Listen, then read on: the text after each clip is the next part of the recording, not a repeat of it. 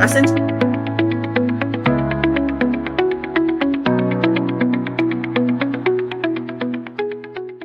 Oh, Foxy, it's your birthday. Not for real, just for play.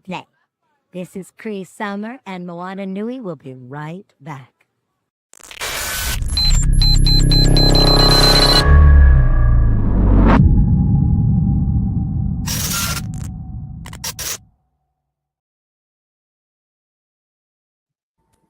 Good evening, everyone, and welcome to Moana Nui After Dark presents Whatcha Watchin.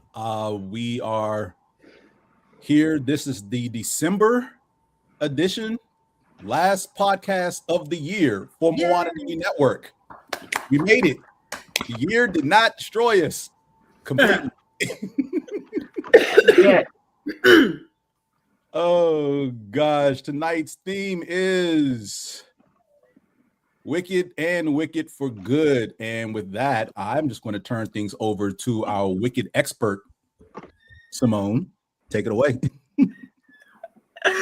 I love this movie. I love the first one and the second one, and I'm just so excited. I was talking with Joy about it a little bit, and she had me on the floor rolling because she was like, Fierro.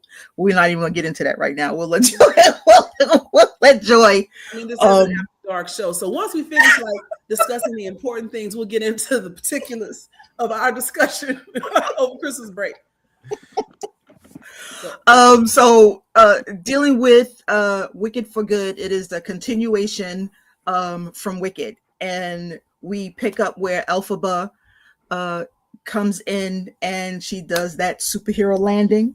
Bam, my girl.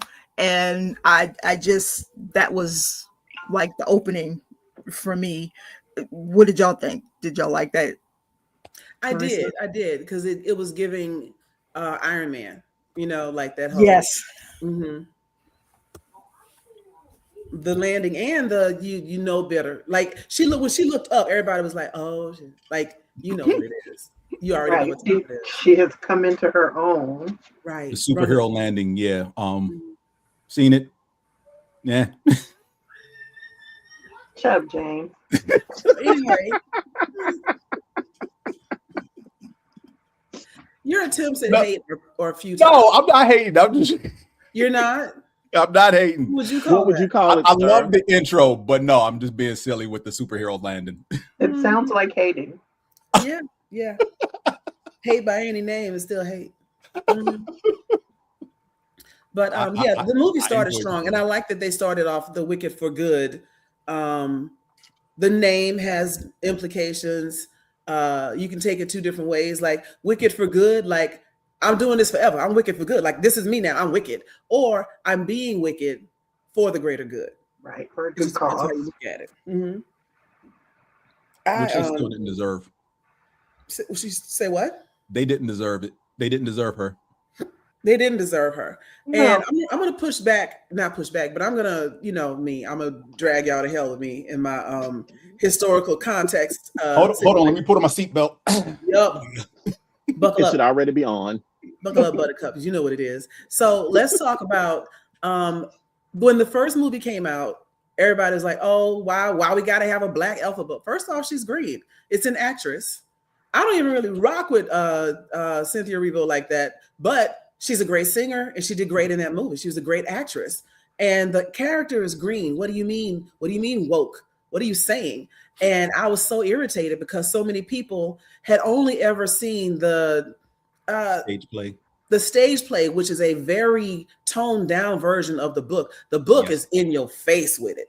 And I read the book first. And when I read the book, the first time I saw animals capitalized, I was like, oh, I see what we're doing, because black is also capitalized in my world, and when someone tries to take away your voice, take away your citizenship, take away your ability to defend and protect yourself, call you an animal, you need to capitalize your identity to differentiate yourself from whatever it is they're trying to claim. And I caught that immediately when I read the book like 20 years ago. So for people to be like, what is this? Didn't you watch the play? They talk about it in the play. And better yet, go to the source material, read the book, because the book is not, the book is not woke. The book is an allegory of the times. And if you need someone, if you think that anyone that just expresses an observation of how we bury our head in the sands, how everything is fine as long as it doesn't affect us, how sometimes people speak on behalf of others, that's called allyship.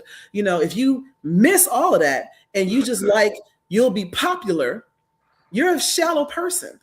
And the world is passing you by. And that's only you to not recognize that somebody else was canny enough to see this and put it in writing 40 years ago, if not longer, when the book was written, but it had been around, right?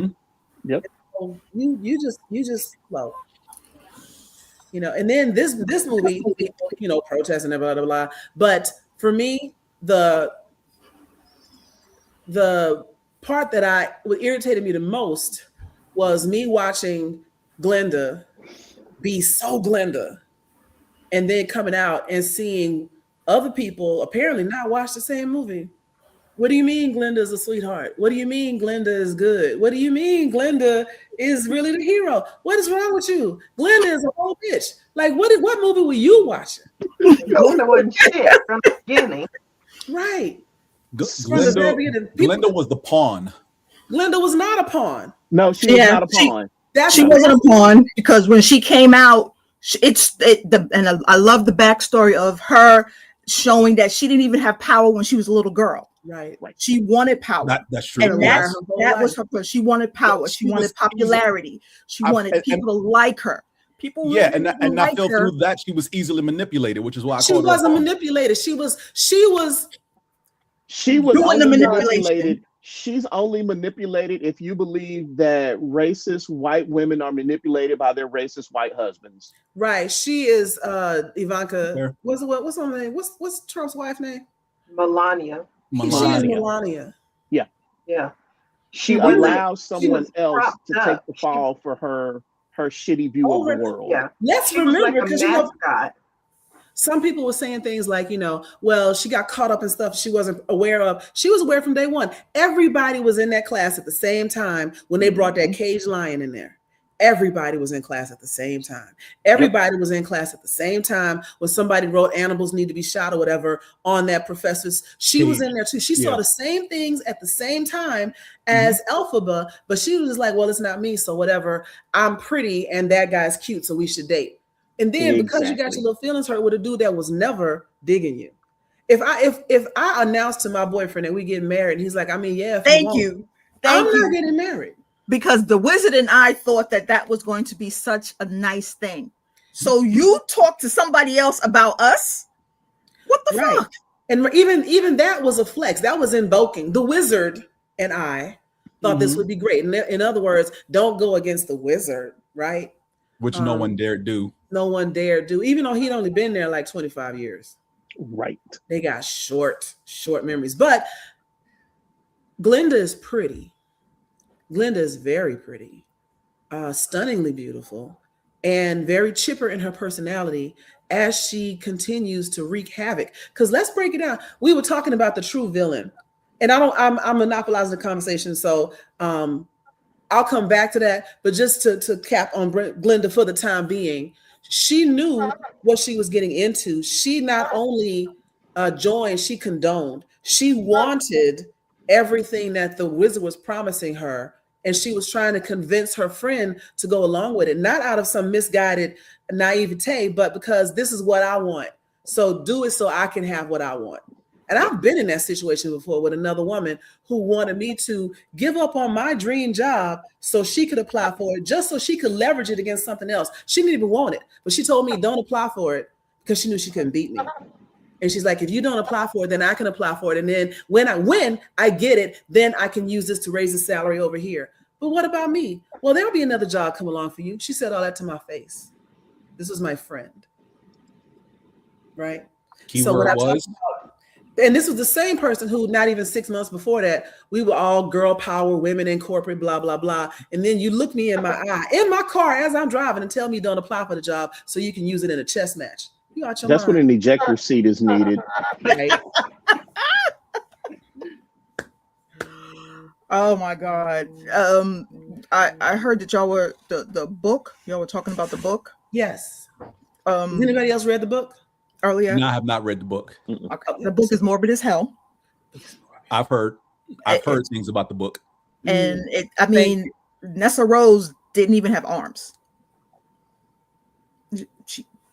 I'm glad that they changed it, because there's no way in hell.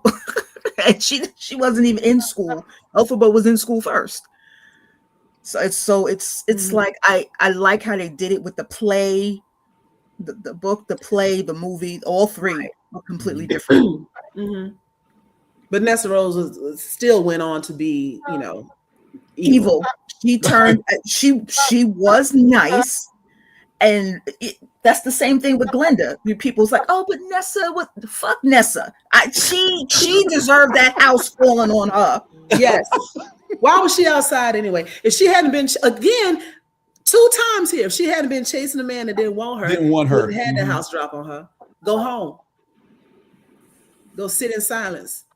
But you're so mad that this man didn't want you. You're going to stop all the Munchkins from leaving. They're going to need permission to leave. She passed the law to keep him by her side. To keep him, all of them. Right. She wanted him so bad, but she didn't stop manipulating him. She kept manipulating him and then chasing after him, like, she was still going to get him. Right. They didn't care about the other ones. It was that law was just for him. Right. And also remember, Glinda, this is Glinda's fault too, because Bach was in love with her, even though Bach was in love with Beauty. It was shallow, and all of it was shallow to begin with. She didn't like him. She never did. But she was like, you know what? I would love you if you did, if you would go dance with that girl over there. All of that was, machinations as well, because why are you sending him over there to gaslight this other girl? So she's the type of chick that would let another chick get roofied. You see what I'm saying? Yeah. That's Glinda. Ouch. Yeah. And then he did all that thinking, okay, I danced with her and now it's me and you. And she's like, no, I got this cute guy over here. Get away from me. And so that's not even a love triangle. That's a love straight line, right? It's only going in one direction. All of it was. Because except for Fiyero and Elphaba. Yeah, because Nessa liked Bach, who liked Glinda, who liked Fiyero, who liked Elphaba. And Elphaba was actually going to let him go. She was going to let him marry Glinda, because she's a freedom fighter. She ain't got no time for that. And it kind of felt like she didn't want, when Glinda expressed it, because she knew, all right, this dude likes me. I kind of like him back. But then that scene where Glinda's like talking to her about it in their dorm room is like, oh, well, maybe I'll just step aside. Because she said something first. It's kind of like she beat her to the punch. It's like, for our friendship, you can go ahead, and I'll ignore the fact that he exists. Yeah. Yeah. The Nessa and Bach, they're both the same. It's just like, she can't have him and he can't have Glinda. So they're going to make everybody's lives miserable. Right. Which is crazy as hell. Mm-hmm. But yet, what's up, Bryce? We're talking Wicked.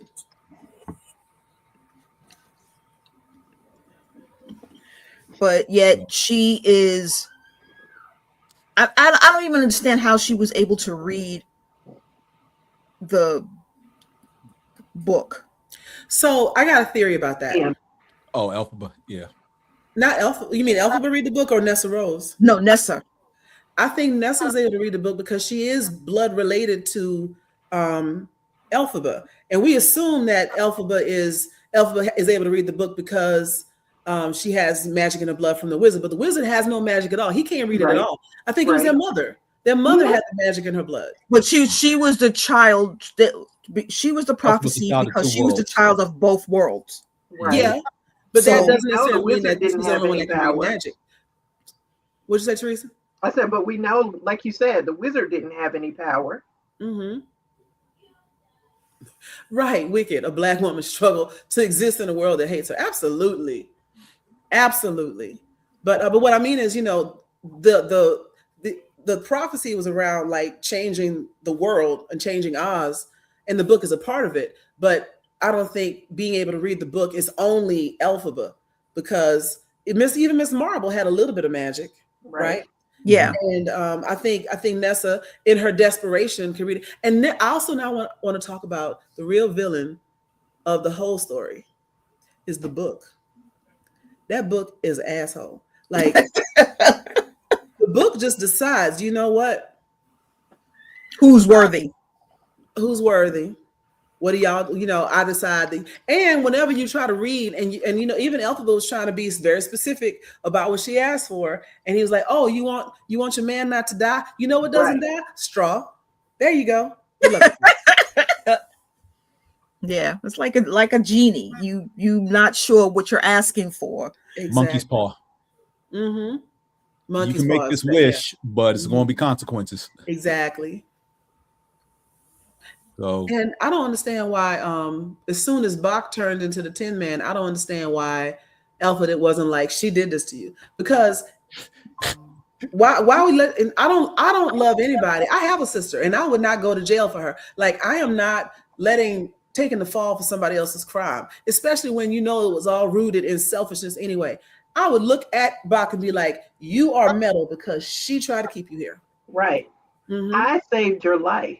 I saved your life. Yep. This was the only way that I could tap in to save your life. Mm-hmm. Yep. You had to may not like the life that you have, but I saved it. Right. Exactly. Yeah. Well, because she left. Mm-hmm. And her sister's like, you're going to go and save Fiyero and try and that's not what I'm trying to do. I'm trying to get in front of everybody so that I can show that the wizard, and even Elphaba was focused on, I need to prove that this man is a liar. Yeah. And you're doing it outside of the law, basically. It's Bryce asked, is this all we're talking about? For now, we got other stuff on the agenda. So if you want, you can check back in like 30 minutes and see what we're doing.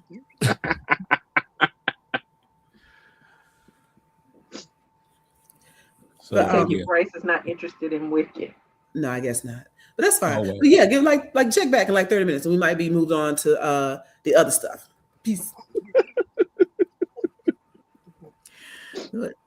Just the evilness, and it's funny because even watching The Wiz, at the end, it's like everybody already had what they were looking for, which I need to watch the deleted scenes. I haven't watched those yet because I need to know how come the Scarecrow wasn't there when the lion and the Tin Man was bashing Elphaba. Where were you? The Scarecrow? The Fiyero wasn't there when the Scarecrow, when the Tin Man, Bach and that the scene outside when they're when they were going off with Dorothy. And they was using that music from the original movie, which was pretty cool. I like that.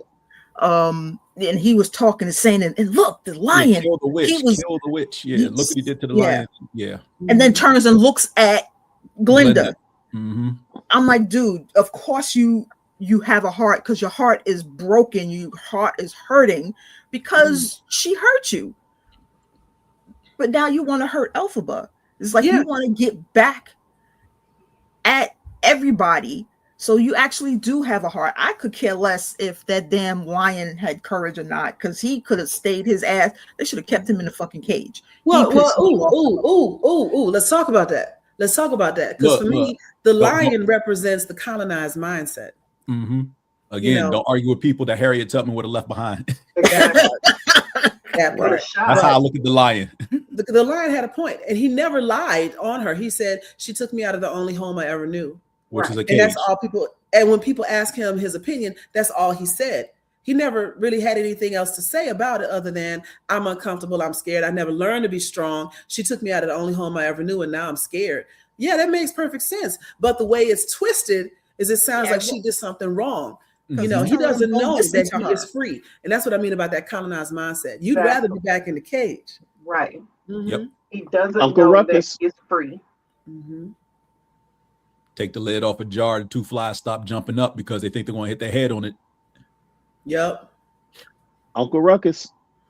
Uncle Ruckus. And whoever Sam Jackson's name is in Django, I can't never remember that character's name because I hate him so much. If I hate you that much, I block your name out my mind and I can never remember it. Which means he did an excellent job in that role. He did. Oh man. I think that's when I started disrespecting him and calling him Sam Jackson instead of Samuel L. Jackson.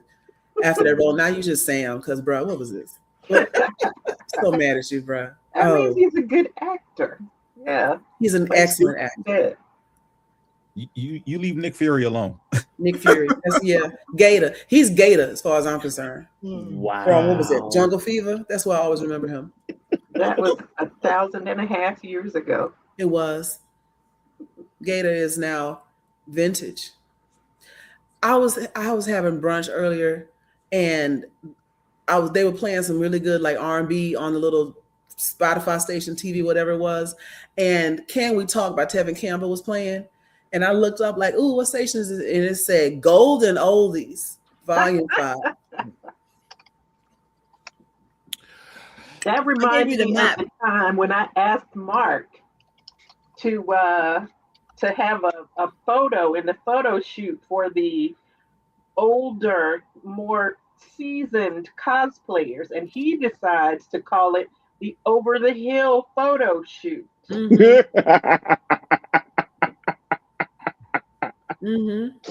Mark was trying to get beat up. That's all that was. Damage. Mark was trying to get beat up. Man. I got a million other things that we could talk about with this, just with this movie, but I'm gonna let y'all talk for a bit. So what else? So I want to ask this question. I want to throw this out there. Okay. I never had any intentions of seeing Wicked or Wicked for Good, not because I don't think they're good movies, but I don't particularly care for musicals. It's just not my thing. But I went to see Wicked for Good with a friend of mine because she asked me to go see it with her. Outside of the musical aspect of it, which again, I don't really care for musicals, the story in the movie was excellent. Yeah. She told me that in Wicked, you would like the story. The story more was the story of Elphaba being a freedom fighter. Yes. Yes. It was more about her and just being as a woman of color being looked at as everybody in the school is like, what are you doing here? Yep. And then the second one is more about Glinda being good and trying to manipulate the system while working within the system, trying to manipulate it, but not really caring about everybody else or what their needs are. She's just doing it with the flow. So you definitely would have liked the story more in the first one. Yeah. Was there anything in the first one that addresses why she's green and no one else is? Yes. Okay. The opening scene of the first film. Yes. Okay. Yes, So, and then it that carries on to the second one because you see the bottle. Okay. And for the record, don't not spoil anything because I haven't seen it. Go ahead and spoil. Obviously, we're going to do that anyway. But I forgot to put that one up there. My bad. 23 minutes into the show. There you go. Right. And like I said, it's been a month. I saw it 3 times and I've forgotten everything already anyway. Yeah, but, you would definitely like that. And the fact that the dancing, I know you said you don't like musicals, but for some reason you would appreciate this one with the dancing, especially Dancing Through Life and Popular and what was the other one? Of course, Defying Gravity, but there was another one between both of them fighting and the dancing.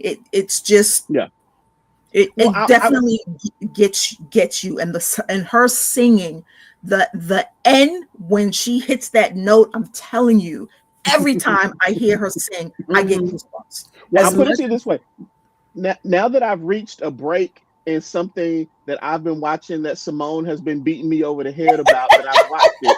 I'm now at a point where I don't have a definite thing I'm watching, so I'm gonna try and watch it over the next couple of days because I do want to see the movie to get the whole story. It's just there was something else I was trying to make sure and watch before tonight, and then I'll take my break to watch Wicked. What was it you were watching? Monarch: Legacy of Monsters. Oh, well, you finally got around to that. Okay. I said I would have it watched by today. But see, he wants to do the above and beyond. I just said watch Monarch. Nope. He wants to go and watch the Godzilla, King Kong. He wants to watch the whole. You don't need to do that, dude. Just watch. I've watched. No. We'll talk about that later as to why that's wrong. But we'll talk about that later. I understand, because it's just like the Marvels. You get everything is attached to Marvel Agents of S.H.I.E.L.D., the TV, the show. I get it. I get it. I get it. But yeah, no, I was anyone else, and again, because I didn't see the first movie, I had no idea this was coming. Was anybody else shocked that The Wizard of Oz was the movie The Wizard of Oz was kind of taking place in the background as Wicked for Good was progressing? Or was that foreshadowed in the first one? The first one. That's the point of the whole thing, is that Wicked is the story of the Wicked of Oz from Elphaba's point of view. Mm-hmm. Whereas in the Wicked of Oz, she's the Wicked Witch of the West. Mm-hmm. You know, when it's from her point of view, you see that all of that is really, it's a misunderstanding. Really, it's other people orchestrate. It's not a misunderstanding. It's not a misunderstanding. Think about how how the propaganda machine will turn a 14-year-old teenager into a violent gang member, right? That's done on purpose to make sure that you don't empathize with logic, right? To make sure that you don't disrupt the system that is operating as it should. So anytime somebody says, hey, the system is wrong, that person is evil. That person is the devil. That person is a terrorist. All those sorts of things. Think about what they said about Ilhan Omar. Ilhan Omar called out police brutality in Minnesota 2 years before George Floyd was killed. And they tried to make her a member of the Taliban. Yeah. Right. And then when George Floyd was killed, how come nobody said anything? She's like, hello, what the fuck? Right. So them saying it's a misunderstanding absolves the Wizard and Miss Marvel and the rest of that press power of the very intentional demonization that they did of Elphaba. They did that on purpose. Yeah. That misunderstanding is not the right word. You're right. And that was all from the Wizard, because the Wizard was basically trying to slowly shift what Oz was into what he was used to from our world. So he gets there and it's pretty colors. It's everyone living in relative freedom, if you will, with obviously common decency, but no restrictions on them as far as how they go, how they speak, how they interact with each other. And they have interactions with animals. Literally all the animals can speak. And he gets there is like, this ain't like my world. Right. That's weird. This is off. I gotta do something to fix this so it looks like what I'm comfortable with. And slowly but surely he just gets everyone to go along with it, because whatever the system he establishes, as Joy said, became the dominant thing that everyone just coalesced and just acquiesced to. It was like, oh, okay. The Wizard said it, so it must be right. The Wizard said it, so it must be right. And the reason everybody believes the Wizard, because remember, he blows in on a balloon 30 years before. They'd never seen that before. 30 years before Dorothy gets there. And so when he gets there, and this is all in the first movie, so I'm spoiling this a little bit for you, but it's the Wizard of Oz, you know the story. When he gets there, there's a prophecy about somebody being able to read a book. And if you can read this weird book, then you'll unleash magic and blah, blah, blah, and it'll be a different world, etc.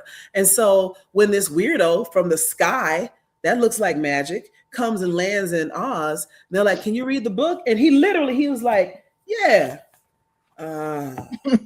Omaha. It's in Nebraska. Like he just starts saying words. They don't know what it means. And they're like, and I think maybe it was a little bit like, because the book is an asshole. So I think the book was like, woo, and did like a little bit of something. And then it never opened again. And then he used that and his knowledge of like engineering and special effects to convince people that he was this great and mighty wizard. And he ain't got no power, right? It's all smoke and mirrors. But they're also keeping an eye out for anyone that can fulfill his prophecy, because now that he's in power, we don't want none of that. Right. So anybody with a little bit of power came into play. Mm-hmm. You And know, then I have to wonder. I don't even know her timeline on when she got to the school and was able to read only a few lines, and she knew that the wizard wasn't real or who he said he was. And then you have Elphaba, who finally shows up and she can read it without delay. Now, here's something else I'm just not thinking about. We don't, like you said, we don't know how long Miss Marvel has been at that school, but the school, if it's a 2 or 3 year finishing school, whatever, it's only a few generations, right? So if she was in that school around the time that the wizard got there, and she could read a couple of lines, what if she was the student that Glinda was trying to be? You know, like she had a little bit of magic understanding. She couldn't read the rest of the book, but the wizard is there, and the wizard's like, hey, come here, girl, let me tell you something. So me and you, we can get this going, and I'm gonna put you back at the school, and you keep an eye out for anybody coming this way and then trying to take our power. Because before all of this happened, Miss Marvel was the most respected teacher of witchcraft and whatever that there was, right? And she ain't really taught nobody nothing in all this time, you know, other than how to maybe turn a candle on or something. And so what if Glinda was being groomed to be the next version of that? You know, she was. She was. It very much felt like that, because they even have a discussion where she's like, be quiet, do what I say, and everything will be all right. Like grooming her to learn how to not question certain things, just accept this is the way things are. Like you have everything going for you, until Glinda started acting on what she could clearly see with her own 2 eyes. Then all of a sudden there was a problem. When did Glinda act on what she saw with her own 2 eyes? She confronted Marvel. At the end. Yeah, at the end. She's like, come here, you're gonna want to see this. I was like, okay, man. I was like, yes, it was at the end. I'm not saying she did it earlier. Yeah, it was at the end, to recognize that she didn't confront Marvel to save Elphaba. As far as she knows, Elphaba is dead. She confronted Marvel in a power grab. Yeah. Now Glinda is the most powerful person in Oz, because the wizard is leaving, right? And basically she did for him what they do for all CEOs. I'm gonna let you resign. If you step down, right, go on and go. I got this from here. You know, and then at the end, you see the book kind of when Glinda walks by, because the book is an asshole, right? So the book is like more chaos. Hey, Glinda, let's play. There's no telling what she would do. She'd be a complete egomaniac. To me, that was Elphaba giving her blessing to the book, passing it on, saying that she is worthy, because watching the director story, or them telling the story of the end, I again crying crazy, because that wasn't in the script of her going into the closet and they both touching the door at each other, and I'm like, okay, y'all got me. I'm not supposed to be crying in this movie like this. Crazy. But you know, so she was truly hurt, and just to see her hat, I think that was like her, no pun intended, last straw. I'm not the last straw. You say last straw, really? Hey, really? I mean, no pun intended. But that was it for her. and she, you know, it was like, this was, she saw the glass bottle and realized this was your child. This is what you did. You need to go. Get the fuck out of my town. Get out. I don't care where you go, but you got to get out of here. Got to get out of here. Make up a reason. We also need to talk about the ruby slippers that Glinda just gave away. And all of this is coming from the fact that Glinda is mad that the boy she liked don't like her. Right. And she goes on a petty rampage. First off, I don't care if you are trying to ride this power line or whatever, trying to be adjacent to power, whatever. You were supposed to be my friend. You said I was the only friend that mattered. And then also remember, Elphaba was gonna let Fiyero marry Glinda. The only reason she interrupted the wedding is because she was freedom fighting for the animals that was trapped underneath the building and everything. Very, very similar to the way that enslaved Africans used to be trapped under the church that was on top of the fortress on the point of no return. I just made that connection myself. Ew.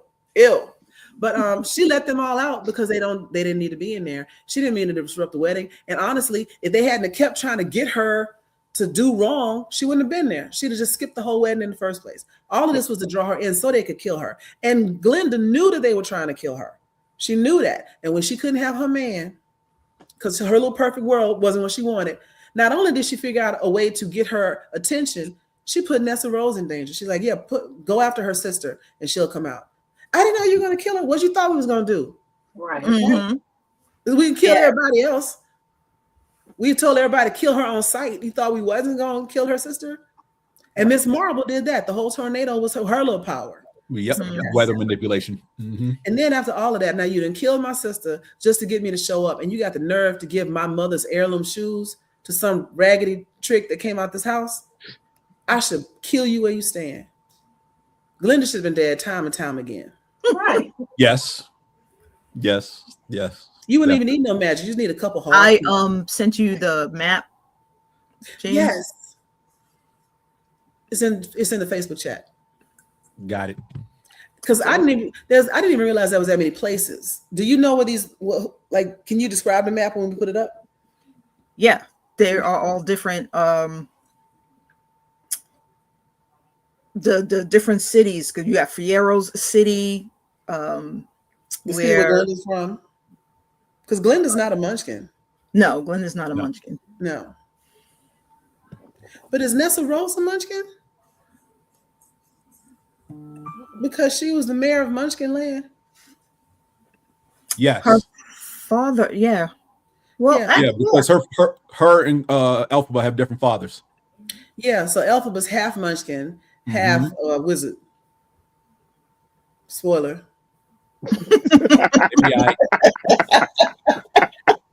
Somebody else said that Jeff Goldblum being a wizard and getting with black woman tracks because black women don't play about Jeff Goldblum, and they so right. They are so right about that. Jeff Goldblum is zaddy, and he could get it any day, any year. Oh my gosh. God, I was going to tell y'all something and I forgot. There we go. There's the map. Change so I can see. So the so the Vencus is the country where Fierro's from. Okay. Right. Then you had the Quadling country. That there was somebody in the book that came from there, and I think that's who's Nessa's father. Nessa Rose's father. Okay.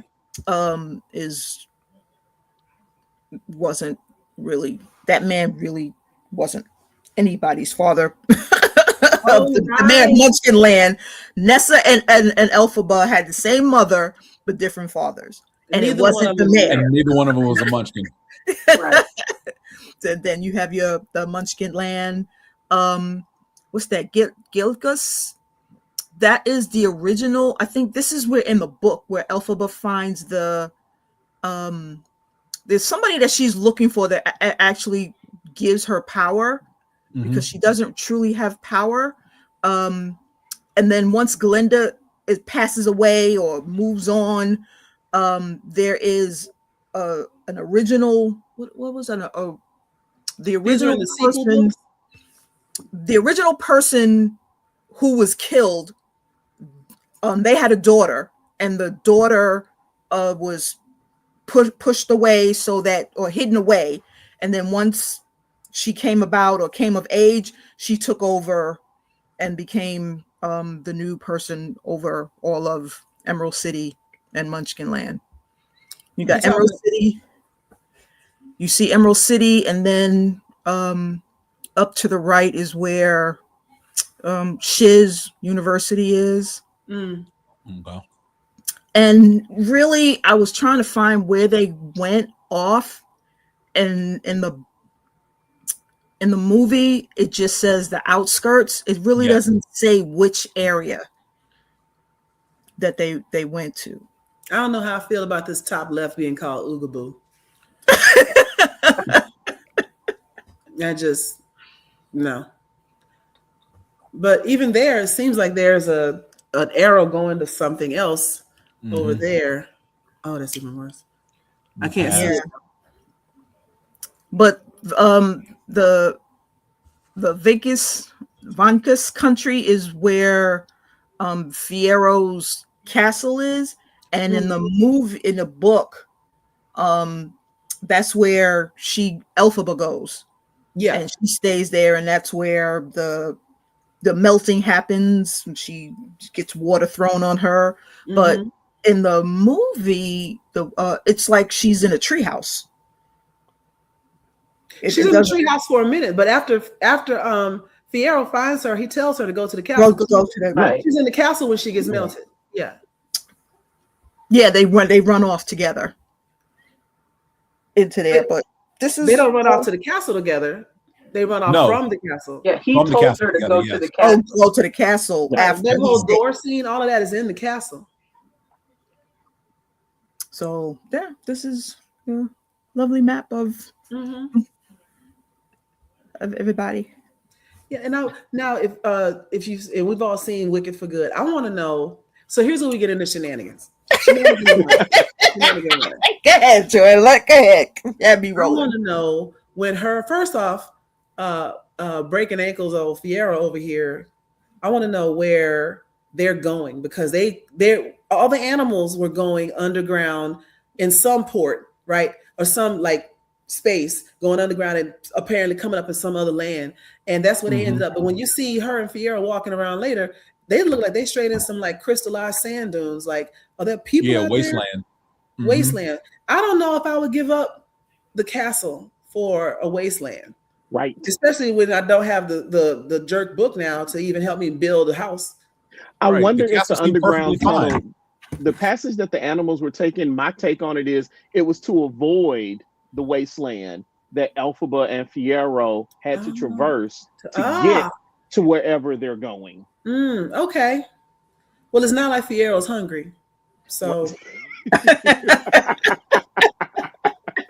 they'll be all right. And then the question that has Simone cracking up is, I'm just wondering, what's up with Fiero everywhere? Like, he's burlap and straw.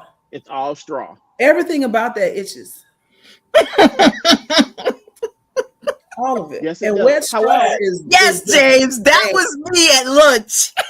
Wet straw is nasty. And so I don't understand. I guess I understand the mental side of their relationship, but physically, if there were more movies, my money says Elphaba finds a way to fix him. So that's the thing, is because there's a movie called Son of a Witch. Okay. But I don't know if it's Elphaba's son or if it's Glinda's son. It's Elphaba's son. It's just Elphaba's son. So, and then, I mean, depending on the timing, it could be that one time they got it on before he got turned into a straw monster. Maybe she got pregnant. I don't know. In the book, I want to say they got it on more than once. Yes, they had an affair in the book. They did. Yeah. In the books, because in the book there's a whole part about him watching her bathe with oil. Yes. Yeah.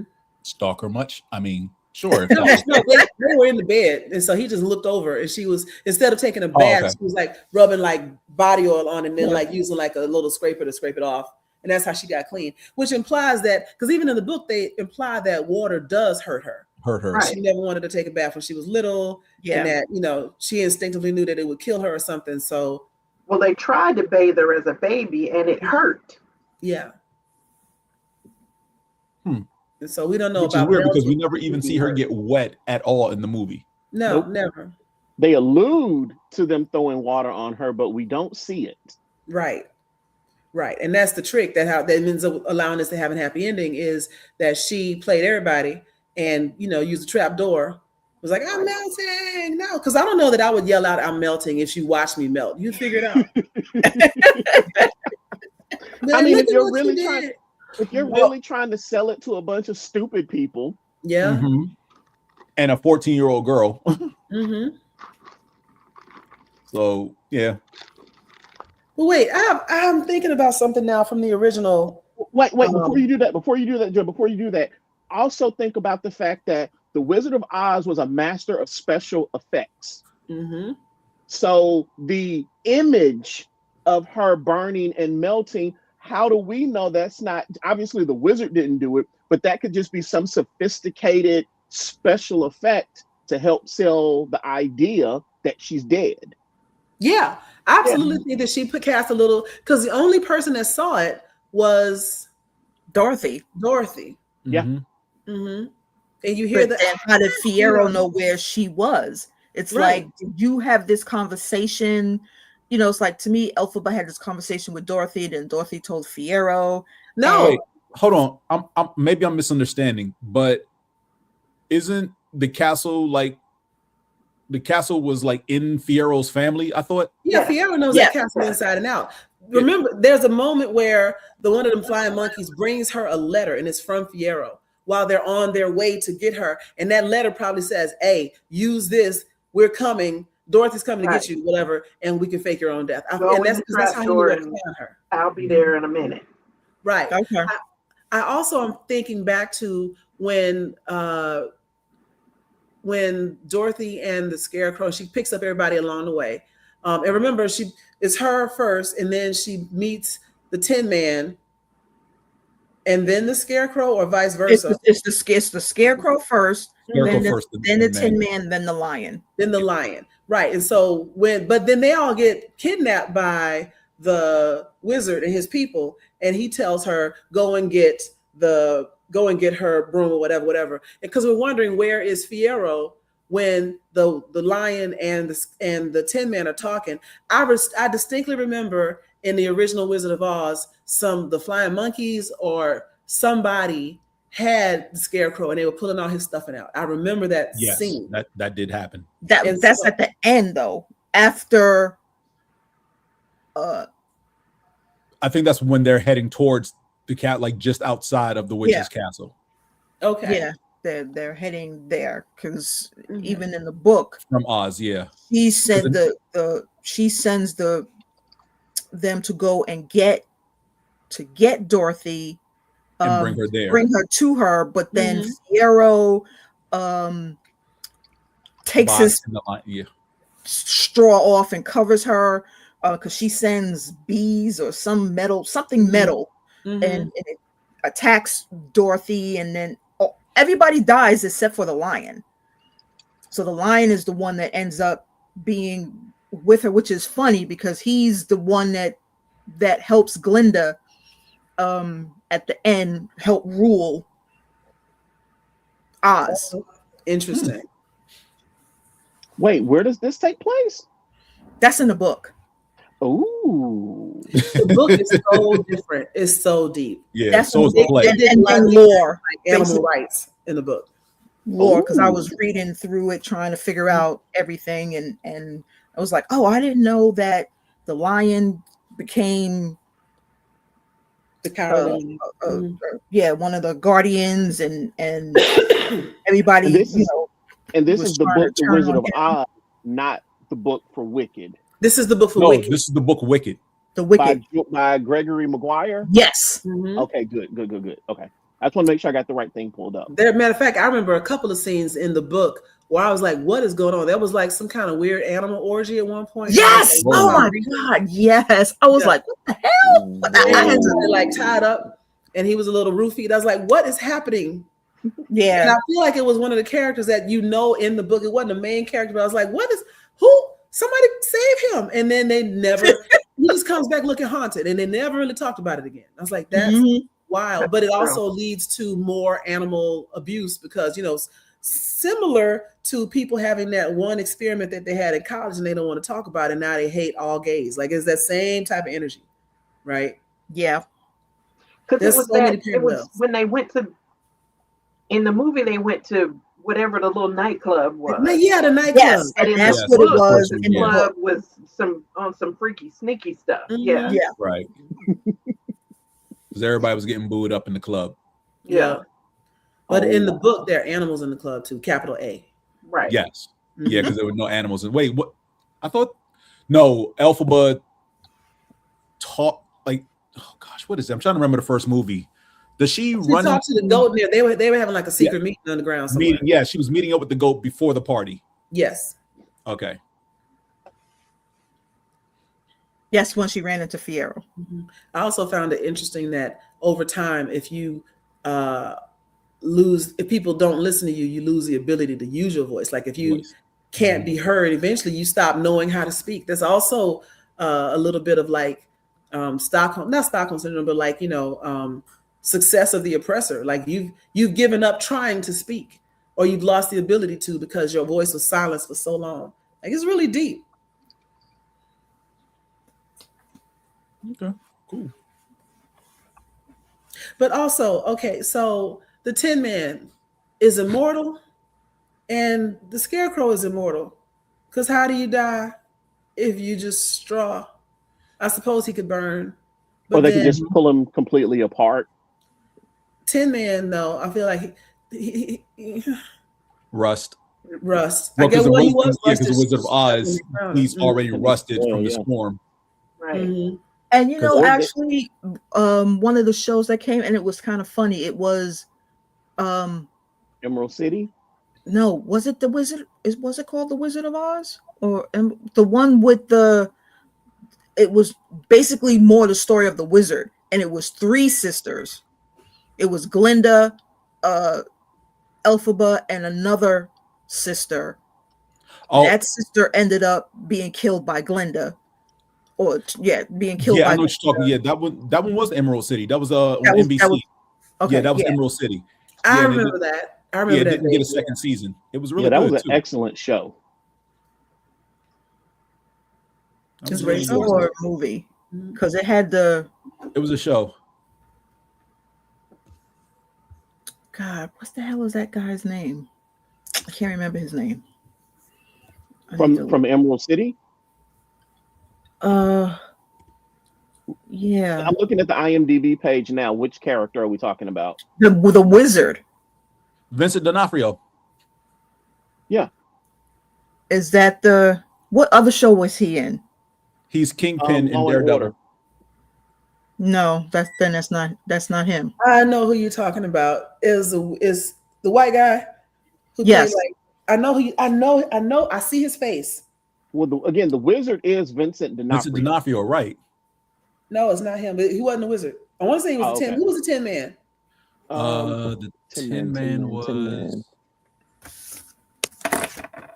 Seymour. So I'm trying to pull up the cast right now. They don't have him listed as the Tin Man for Emerald City. No, it wasn't a. I don't want to say it was a TV show because it was a.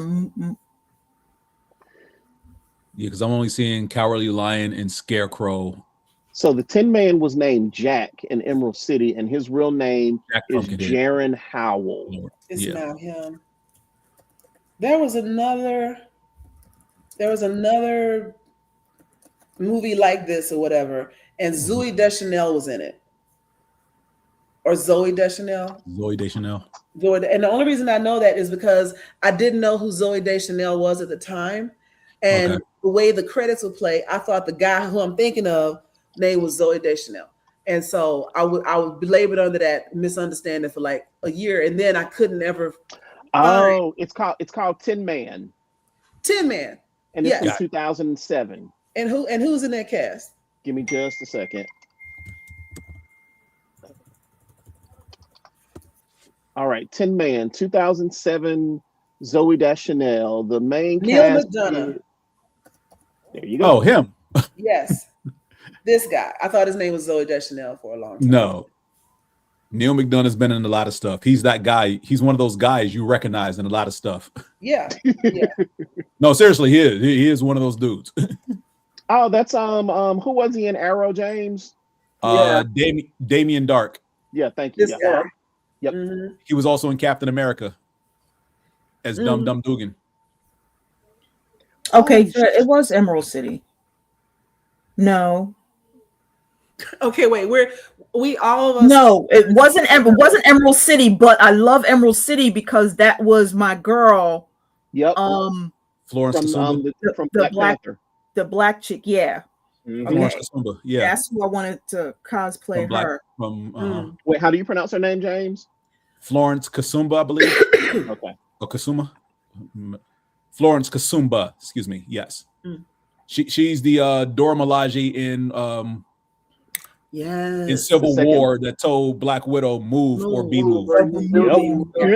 She's so fine. I really wanted to see that fight. Oh yeah, I wanted to see that fight. What fight? That wouldn't have been a fight. Widow would have got her. Man, I'm tired of people saying this would be a good fight. No, it wouldn't. Stop lying like that. I still wanted to see it. Widow has skills. She ain't touching the Dora Milaje. I need people to but get now over that we're talking it, I want to go find Tin Man and check this out too.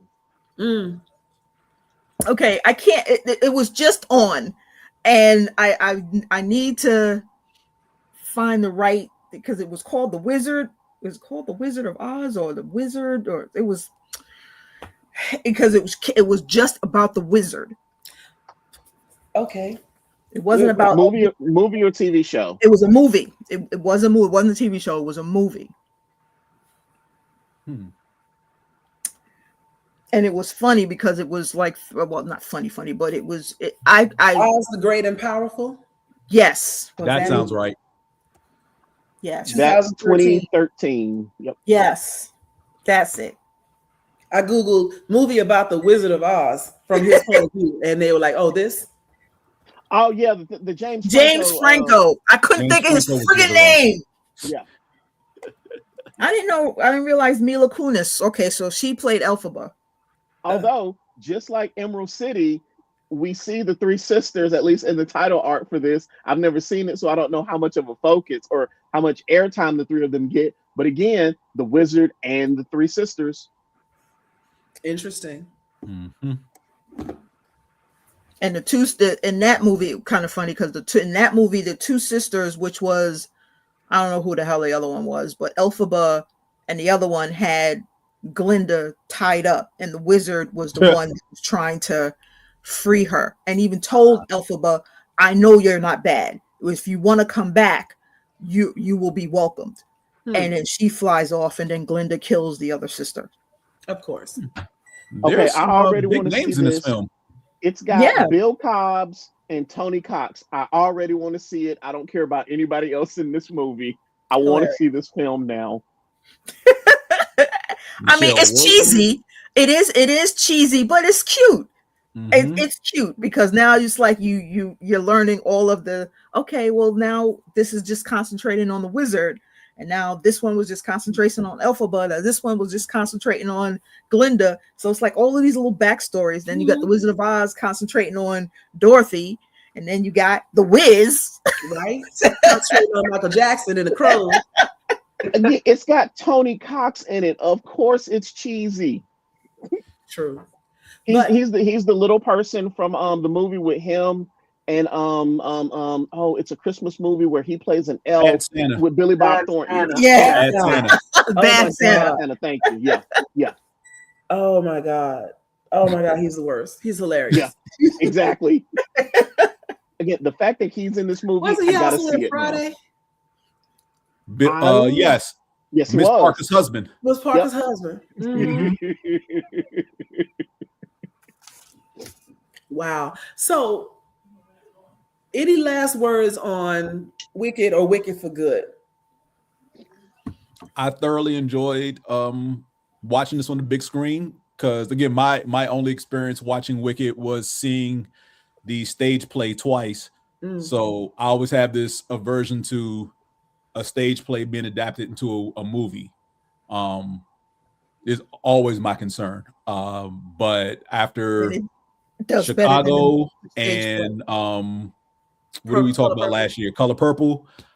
It can be done properly now because in the past they've been horrible. Like they've not gotten a good rep as far as like not succeeding because they either remove the musical element of the storytelling, which is pretty much what drives it on the stage play, or they just completely want to do their own thing, devoid of the original, whatever the original stage play story is. So those three stand out the most for me. Is like, yeah, successfully they can be done if you just leave it alone for the most part. You have the best director. Did anybody see Cats? No. That And was that's the the worst bad thing I've ever example. seen in my life. I think I saw it like streaming. It was terrible. It was horrible. And what I'm getting at is like, sometimes a musical can be translated to film well if you just leave it alone. They should have touched that movie. They should have not have left it alone. Because Yeah. the play itself, The I heard people say Broadway that show, I this movie- thought the Broadway show, which was nice, the movie was horrible. I have Okay, 'cause not I heard heard that the movie was exactly like the Broadway show, and I was like, why has it stayed on Broadway for so long? If that's because the it's case, it can't be true. Okay. No, but the movie was Because just terrible. The movie was terrible. The singing on the Broadway show, I mean, you had the theater guys that were, again, I can see their faces, but I don't know their names. The one that was in, what's that show that everybody watches at midnight? Girl, what? BET Uncut. Rocky Horror Picture Show. The guy that was in there, he was in Cats. So it's like you have all of these famous people in there when the show first come out. I mean, I think it was the longest running. It was. It did run for a while. Tim Curry. It really That's was. his name. It was the longest running show on Broadway. Mm-hmm. Now, you know what's funny? Everything that Tim Curry has done in his life, I know him as Rooster, being Miss Hannigan's brother in Annie the movie. That's where I first saw him. And so every time I see him, I just see Rooster. It's weird how we make those connections. Rooster. First time I saw him was as the butler. Huh? First time I saw him was as the butler in Clue. Yes, he was great in that too. He's a great actor. Yeah, first time I ever saw him was Luther. Was what? Luther. I haven't seen Luther. Luther is a good watch. It is a very good watch. I watched like the first season, maybe. That's Idris Elba, right? Yes. I did watch some of it, but then I lost it for a while and it fell off. Yeah. But speaking of things that we watched, I think we spent enough time on Wicked. Hopefully our guest that was in here that didn't want to hear this can come back now. He'd be all right. And catch the rest of it or not. But what else have y'all been watching? Yes, shenanigans time. Stranger So I have been. I finally watched Monarch Legacy of Monsters.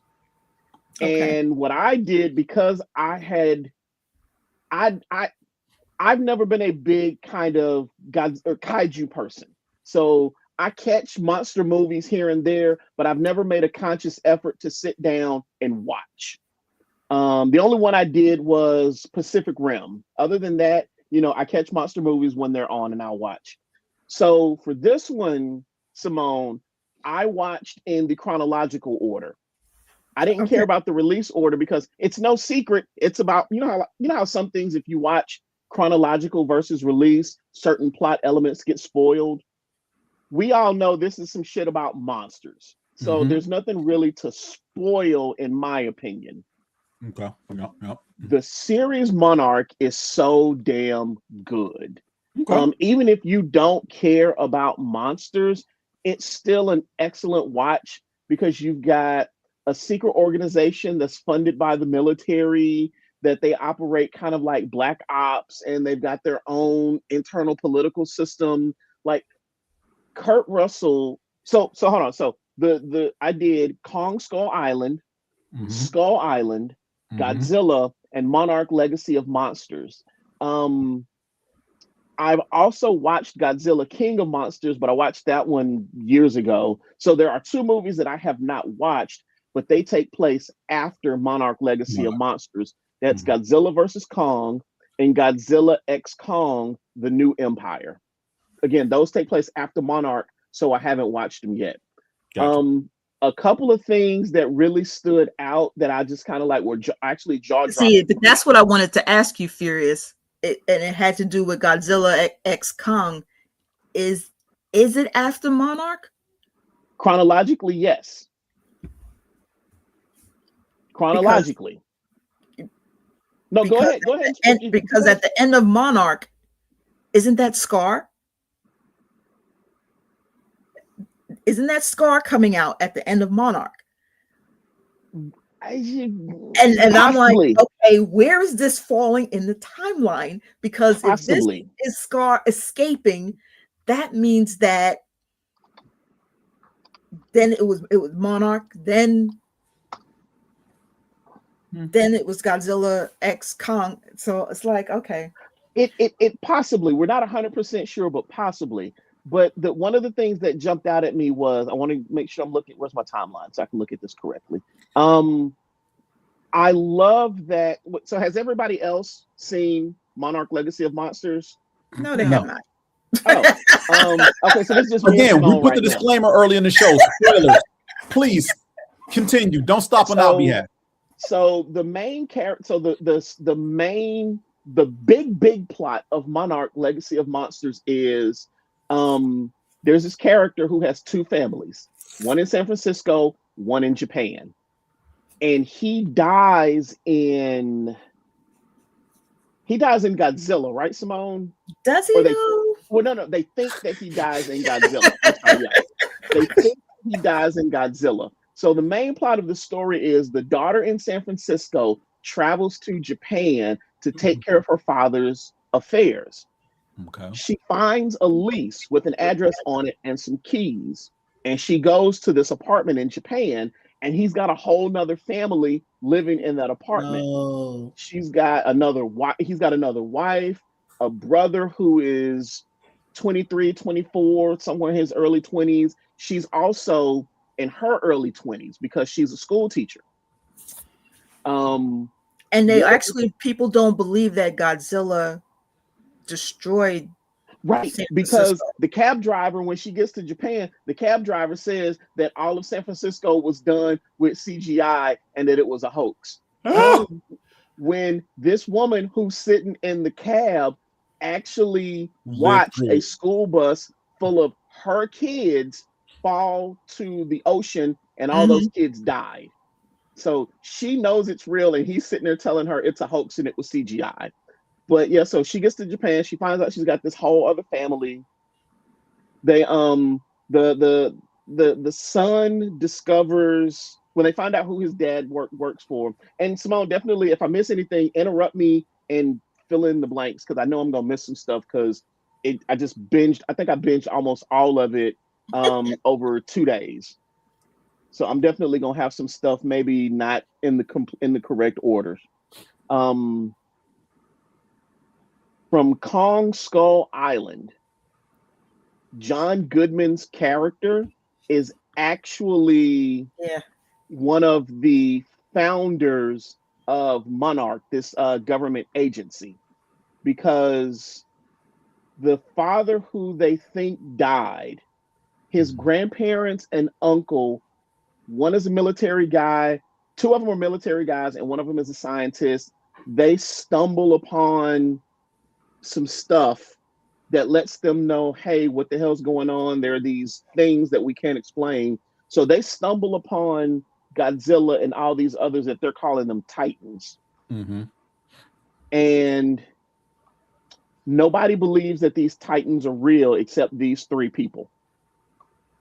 They have a demonstration with the government or with the military to get military funding to say, hey, we need to fund this organization so that we can track these Titans and, prevent them from killing all of humanity. They find out that the monsters feed on radiation. So they ask the government for, what's the material that the atomic bomb is made out of? Uranium. Thank you. They asked the government for uranium, and the government or the military being the military, they give it to them in bomb form because they like, well, you didn't specify how you wanted it, so we're going to give it to you how we're used to dealing with it. So, Paul, hold on for a second. So, is Hiroshima worked into this? Yes, it is. Okay. Yes, it is. It's only subtly referenced because the scientists asked the military for 150 pounds of uranium, and the guy and the general says that's more than what we dropped on Hiroshima. Oh, goody. Yeah. What about Chernobyl? Is that referenced? Chernobyl so far hasn't been referenced. Okay. At least not in Monarch. The only place that's nuclear referenced accidents in history. What's the one in Japan, Simone? In that's from the Godzilla movie. Do you remember what city that was? The Hiroshima or So in Godzilla with dude from Malcolm in the Middle, Bryan Cranston, the facility that he worked at in Japan. I don't remember the name of it. Yeah. The where the black guy escaped with the girl and okay. Yeah. But with a head. Sorry, I'm getting off track. So with Monarch, essentially they fund this agency. The military gives them their 150 pounds of uranium, but it's in bomb format.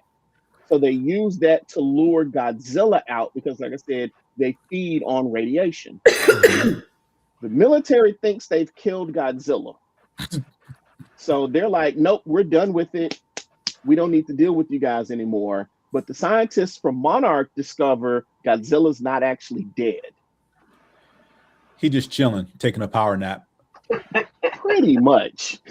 Yeah, because it was a fisherman that sees him, or he swims by, or something crazy. An atomic by a power nap. Right. Well, and that happens in one of the other movies where when he gets severely damaged, he essentially hibernates to regenerate and build himself back up. Yeah. Because that's the king of the King of Monsters, I think. Yeah, the King of the Monsters. Mm-hmm. So you got this government agency, they're doing all this stuff. They've got this map of where all of the possible titans across the world might be. And there's also this, have any of you ever heard the theory of the hollow earth? Yep. Yeah. They worked that into the movie as well, into the series, because that's where the monsters are from.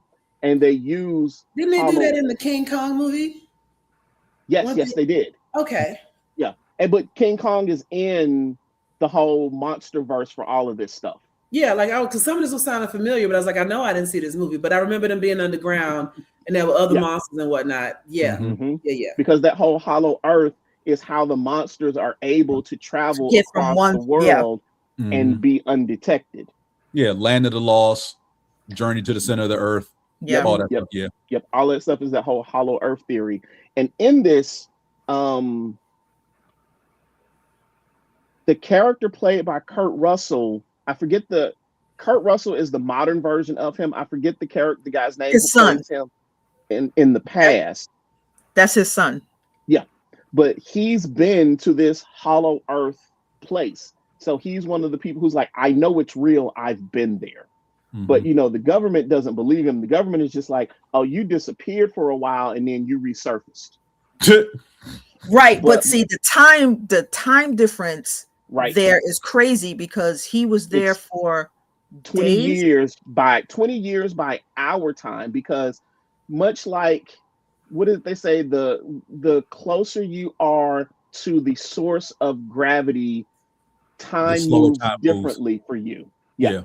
So he was down there for maybe a couple of days. It wasn't even a week. Yeah, it was just and a few then days. He was able to get out. Yeah, in our time, 20 years has passed. Oh, goody. So, everybody else is like, how is this 90-year-old dude still looking this good? And he's like, yeah, because 20 of those years were like a couple of days for him. I'm trying to make sure I hit the high points and not like. Well, now you know what Dad went when he said he was going to get milk and didn't come back. Wow. Center of the earth. One of the other things that happens is the grandmother of the three scientists that originally formed Monarch. One of them, she appears to have been killed in an accident, or she falls and they think she's died, but she ends up in Hollow Earth. 8 months. For her, Hollow Earth has been, she says, 57 days. Oh, it's 57 days. Okay. So 2 months roughly. She's always been like the brains of the operation. But for her, it's been since World War II up until 2015. Crazy. She got a whole new generation. That's how much time decades have passed. Like, they've missed putting a man on the moon, They're not aware of any of these things that have happened in history. First Black president, they missed a lot. Right? I mean, it's to give you kind of they do transistors. Right. One of the things that they throw in that I like that they threw it in and they kind of addressed it, but didn't take a lot of time addressing it. Again, this is World War II time. You got a female Japanese PhD working and telling these white men what to do in this company. And this military general says, oh, no. She's one of the good ones. Yeah. And later in the show, they make it a point to address that because she's kind of like, I've got all these degrees and all this experience, and I'm still just one of the good ones. Let me tell you something. I was waiting for them to say, "You're my father." I was waiting, but it turns out that they're not. Right. So they get with the brother and sister, and then the friend of the brother. Her name is May. The brother is Kentaro, and the sister is Kate. Like I said, they're essentially the meat of this series, because without the three of them, none of this would even be going on. Gotcha. So like I said, their whole thing is they find all these secret documents from their dad's office. The hacker chick, starts trying to decrypt it, and something she's decrypting calls home. So now Monarch is like, well, wait a minute. Somebody's got our shit. We need to go find out who this is and where these people are. So that's how they get brought back into the picture. And like any other rogue Black Ops agency, they go and they kidnap this woman. They kidnap her in Japan, trying to get the information out of her as to where are our files, what are you doing? Blackmailer. She doesn't know what's going on because, again, she's just trying to close out her father's affairs. She's just like, my dad died. I'm just here to take care of his stuff, and then I want to go home. Mm-hmm. So they blackmail her. You got a whole new family. Yeah. The brother also, they find him and they track him to his house with his mother. And his mother is like, hey, if you got something that belongs to them, just give it to them and they'll leave you alone. No, they won't. They won't. It never works that way. But she says that just for their benefit, because she secretly hands her son a picture of his dad. Mm. And so she's stalling to give him time to escape. So he escapes. The team that's there finds out, and I'm actually kind of surprised they don't do anything to the mother. They just bounce and leave her alone because she don't know anything. Yeah, but when does that ever stop a Black Ops organization from taking somebody hostage and using them as which they're doing to the Black hacker, to her sister. Right. The Black woman, they do that to, not the white folks. Well, there's your answer. Well, I'm sorry, not the Japanese family. Again, there's your answer. Well, yeah. So, okay, where am I now? Fast forward a little bit, because there's some other things that take place, but not necessarily anything of great importance. They find out that the person, the picture is not of Kentaro's father. It's of his uncle, who is the dude that was trapped in Hollow Earth for 20 years. Who happens to be a colonel in the military, but they've got him in some retirement home that's really a facility where they place people that they can't just outright kill. So they've got him in this retirement community where they're monitoring his actions. They've got an ankle bracelet monitor on him and all that good stuff. They get there and deemed crazy. Right. So they get there, they start talking to him, and Kurt Russell being Kurt Russell, his character takes a knife and cuts off his ankle monitor and says, all right, you got 60 seconds. What are we going to do? So that starts this worldwide journey of, all right, here are all the places my father has been. Here are the places where we think he's going. And all along the way, Sometimes they run into Titans and they escape. Sometimes they run into Titans and a couple of people die. They find his father. They figure out, see him, I'm sorry. and they're like, "You're not dead. You're alive." And then he doesn't even care that his children are there trying to find him, because he just jets. It's more, he cares more about the Titans than anything else. But he tells them to go. He's like, "Get away. You shouldn't be here." Because in the World War II era, they developed this device that will emit fake radiation and summon a Titan. But now it's 2015, and this big ass device is small enough that he can fit it on the back of a pickup truck.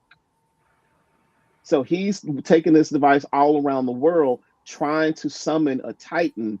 And the theory is that we can summon a Titan. Maybe they can close the portal between our Earth and Hollow Earth, so that the Titans can no longer come onto our Earth and destroy shit. Because and they don't realize Godzilla is actually the one that is keeping the Titans in check. Yeah. That when they come out of Hollow Earth, Godzilla's like, "Okay, motherfucker, you know you're not supposed to be here. Get your ass back there." He fucks them up, kills them, or puts them back in. And then that's his clash with King Kong. They're both the Titans to where they're keeping track of. So the thing with King Kong and Godzilla is they are the two alphas. But in this scenario, there can only be one true alpha.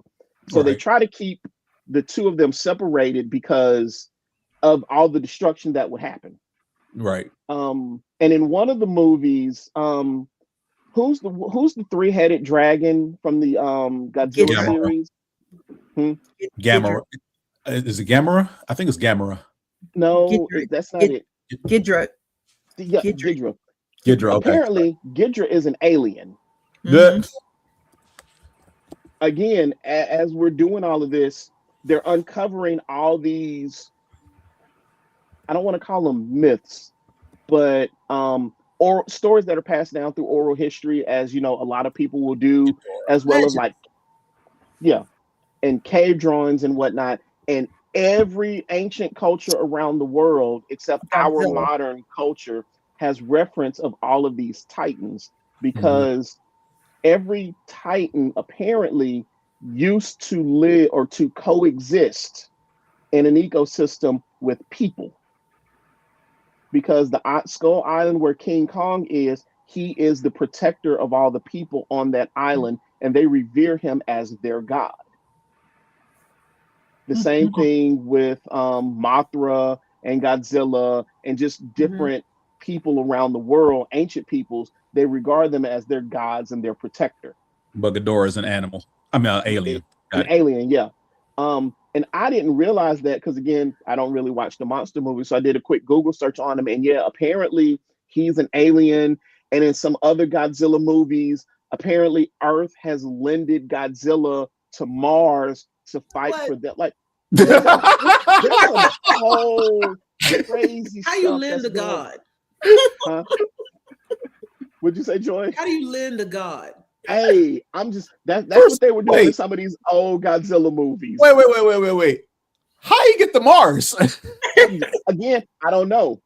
When they started talking about wait. Hold on. Let me backtrack a little further. Who on this planet has the authority to give permission to another planet to take Godzilla anyway? Which governing body takes over that?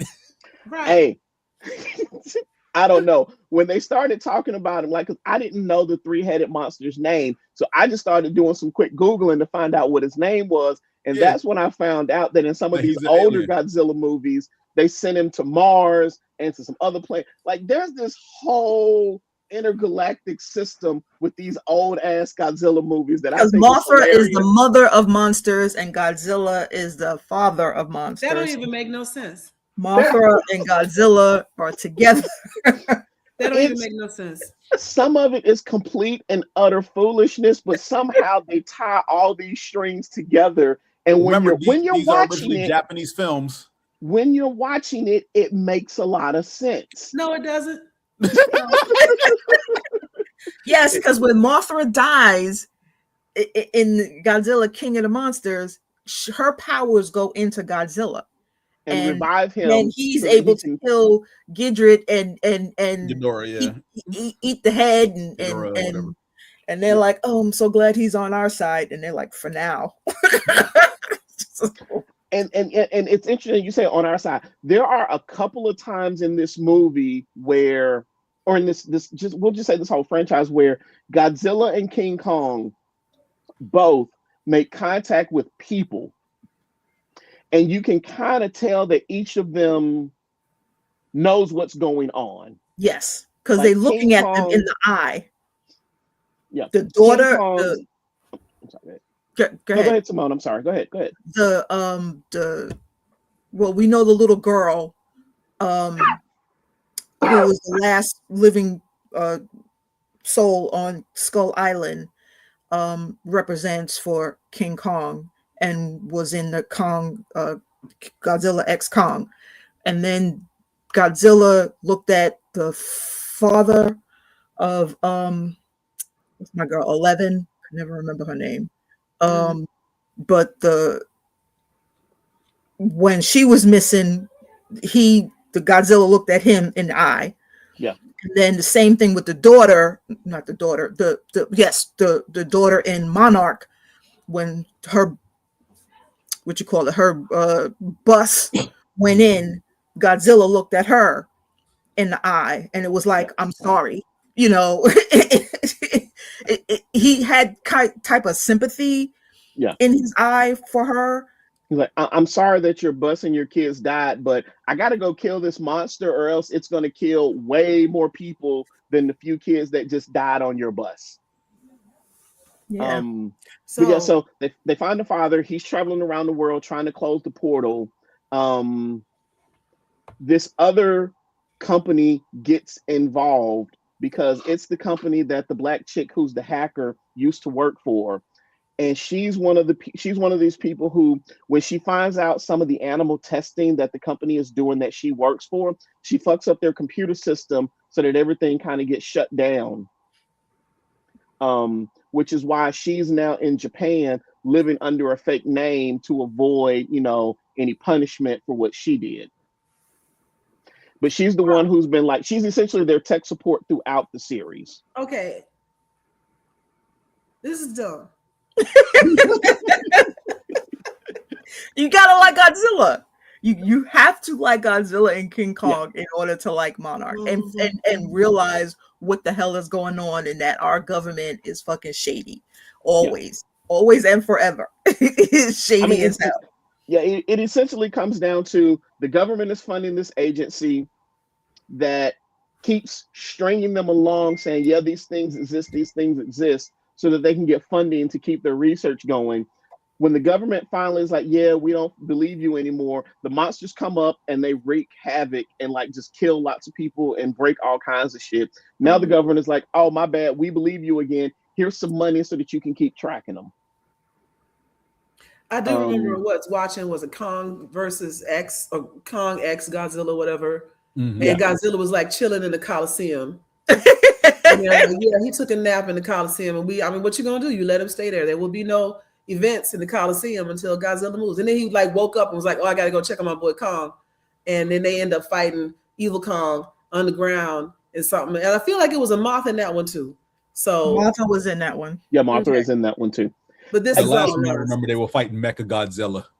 I hate a mecha. I hate accidentally got activated. Oh god! I'm like, how does Mecha Godzilla accidentally activate? That was Kong and Godzilla versus Kong. That's the last one I remember. Who made Mecha Godzilla? The people who took Ghidorah's head. They had one of the heads, and they had one of the heads of Ghidorah, and use it as a power source. To control it, and of course, AI became alive. The flesh and machine melded together. And again, he's an alien. Yeah, so that the head was, even though it was severed, wasn't technically dead. Nope. Because when Godzilla ripped off the head, he regrew the head in like 5 minutes. Like a Hydra. Yeah. Mm-hmm. My eye Yeah, because hurt. killed Ghidorah, he had to take all 3 heads off at the same time or relatively close to each together or something like that. Yeah. If I remember correctly. Yeah, he couldn't take one at a time because it would grow back. Yeah. Yeah, well, this time he burnt it. Once he got Mothra's power, he burnt the whole body. The whole body was burnt. He stepped on the chest.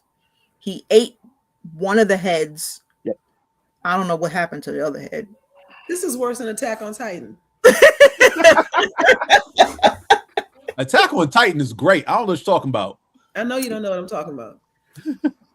But Furious, I'm once you watch the Godzilla, I guess you saw it already. You said Godzilla. Yeah, the only ones I haven't seen are Godzilla versus Kong and Godzilla X Kong: The New Empire. Okay, so once you watch The New Empire, that shit is funny as hell. Little baby monkey had me rolling. Once you watch that one, Little baby monkey was a jerk. To me, Little baby monkey was a baby monkey. It would be him. Because his eyes, it was just so cute. Yeah. I believe at the end of Monarch, that is Scar coming out. I'm telling you. I'm gonna go back and watch that last episode and take a look. I'm gonna go back and watch it. That's Scar, because the eye, when they see it and they're like, what the hell is this? That's the eye. That's his eye. And then he's coming out. You hear it.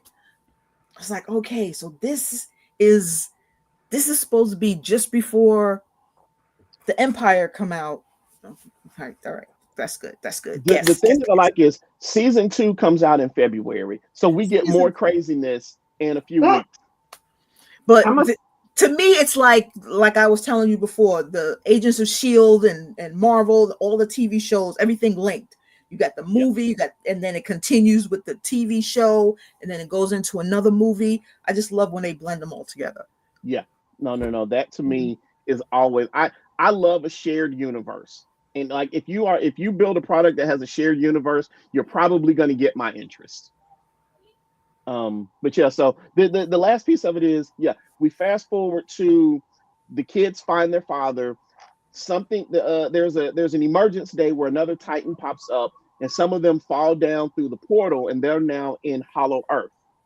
Oops. They find their grandmother, who's been trapped down there again since World War II era. Mm-hmm. And again, she was one of the people. Yeah, we all thought she was dead because the scene where we see her fall, she's completely covered in these recently hatched larvae, and it looks like they're eating her. But apparently they didn't eat her. She just fell through and went to Hollow Earth. At the end, Kurt checking what Joyce said earlier. This is stupid, but I'm gonna probably check it out at some point. They're in Hollow Earth. Kurt Russell's character allegedly sacrifices himself so that they can all escape. Mm-hmm. We find out they've been down there for 2 years, and that's when we see the eye that we're thinking is Scar. The thing that I think will happen in season 2, I don't think Kurt Russell's character is dead, because he didn't, like, his fall wasn't like 1,000 feet. It may have been maybe 10 or 15 feet. So I'm sure he's hurt, but I have a feeling he's alive, and we're going to see him again in season 2. Did he fall into Hollow Earth too? Well, yeah, they were trying to escape, but he was down there. Nobody dies in Hollow Earth. Probably. Nope, nobody dies in Hollow Earth. Probably. From what I've seen in the couple of movies that take place, I guess, before or during, in the background of Monarch or whatever, like the Kong movies and whatnot, and no one dies in Hollow Earth. They run down there, they look around. Oh, snap, we need to get the hell out of here and run out. No. Oh, there's some people that die in Hollow Earth. I ain't seen nobody die in Hollow Earth. Oh yeah, the one that was like, don't touch my plane, don't throw up in my plane. He died. The pilot died. It happens in the Monarch series, not in any of the movies. In the movies, that's what I'm saying. Yeah. Like, I haven't seen the series yet, but in the movies, no one dies in Hollow Earth. Well, in this series, let's see. The original team that went down was 4 people. Only 1 survived. That we know of. No, they're dead. Are there bodies? Do they show bodies? Yes, They showed them there are being bodies. eaten by plants and yes. One of them got eaten. One of them got impaled and split in half by a bolt of lightning. And one, they don't show him die, but they show where his body is buried. So they're dead. They dead. They're dead. All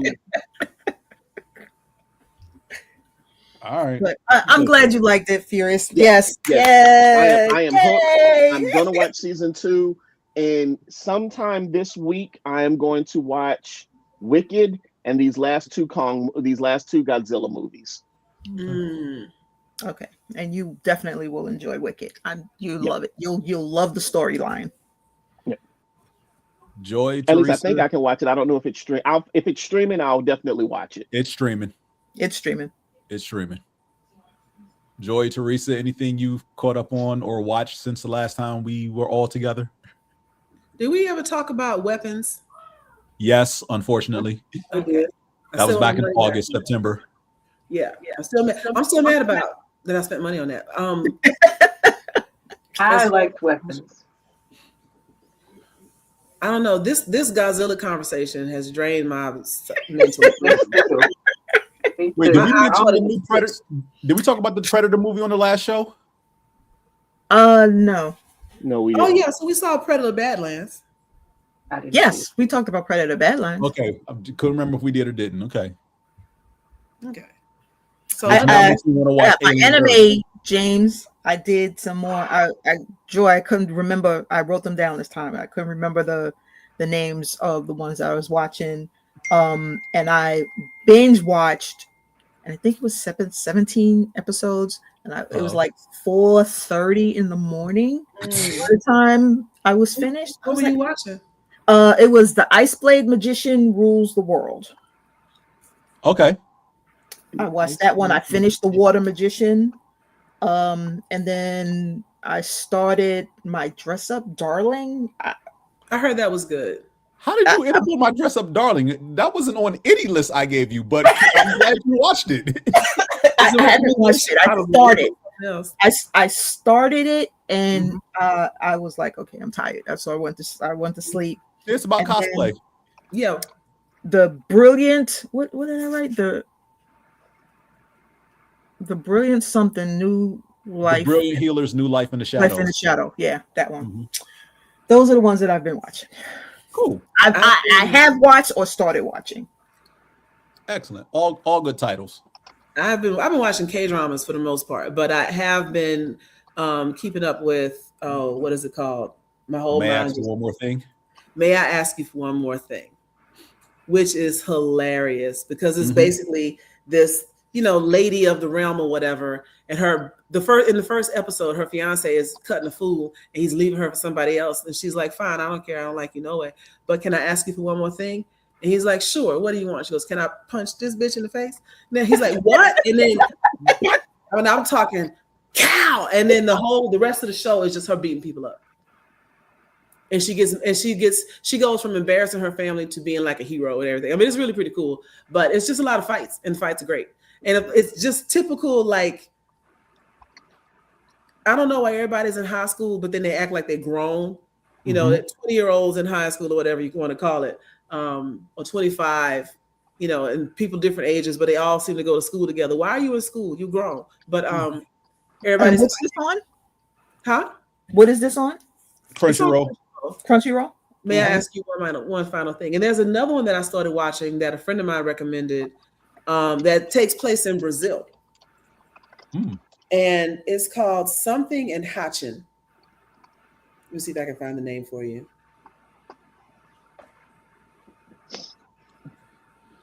Well, I binged Gachi Akuda, which add to your list. That is completely unhinged. What was it again, James? Gachi Akuda. It's on Crunchyroll as well. Don't think it's in English yet. I'll wait. It's about this Brazilian chick who is looking for her ex-boyfriend's daughter to and that's as far as I got. She finds the daughter, and then they riding around looking for the ex-boyfriend. We haven't figured out if he's alive or dead yet. But the Brazilian chick just got out of jail, and she has no problem killing you if you get on her nerves. And it's quite wonderful. It's really it's a great show. Send that title in the chat because I would definitely check that out. Oh yeah, please, because I want to watch that. Anything with a woman kicking somebody's ass, I want to watch. Yes. Teresa? All I watch is Forensic Files. And every time I flip past those channels, I'm like, Teresa's probably. Hold on, wait. Teresa, I'm gonna say this now. This is not a spoiler, but the final, absolutely last. There will be no more episodes of My Hero Academia. Dropped 2 weeks ago. I know. Surely you've gone back and like finished watching some seasons. No, I haven't had time. Really, I really haven't had time.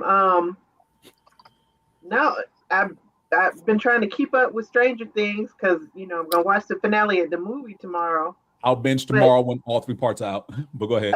Other than that, I have like little snippets of time, or I have time to turn the TV on in the background while I'm doing something else, and that's a good way to watch Forensic Files.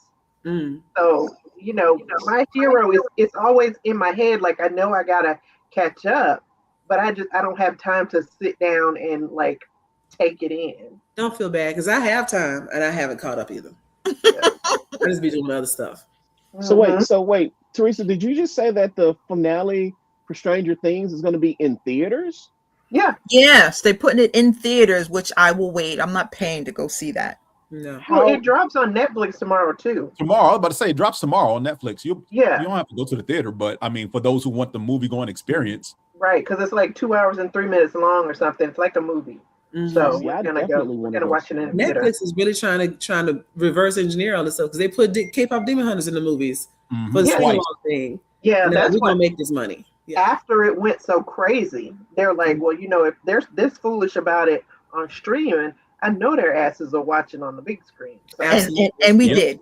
Yes, yeah, and we did. Yeah, you did. But I won't watch Stranger Things on there. I'm not going to go pay. I will. I'm going. And it was only $11. $11, and you get to see it, and you get a concession voucher. Can we talk about how the little black kid is growing up really well? I really look forward to seeing him transition. Looks like maybe even relatively easily from child actor to adult actor. Yeah, he's good. He is. Okay. Cool. And I love me some Erica. You can't spell America without Erica. Erica's everything. I have got to go find my T-shirt that says you can't spell America without Erica. Nice. Now, I hope they release another series of Funko Pops because I have her first 2 Funko Pops, and she needs a third one for this season, so I can get that one too. I have one. I don't think I knew there were 2, so I'm gonna have to find that second one. James is good with the Funko Pops. Like if it exists, he will know about it and potentially try to acquire it. You probably have the ones I'm just giving away, James. I'm doing a giveaway.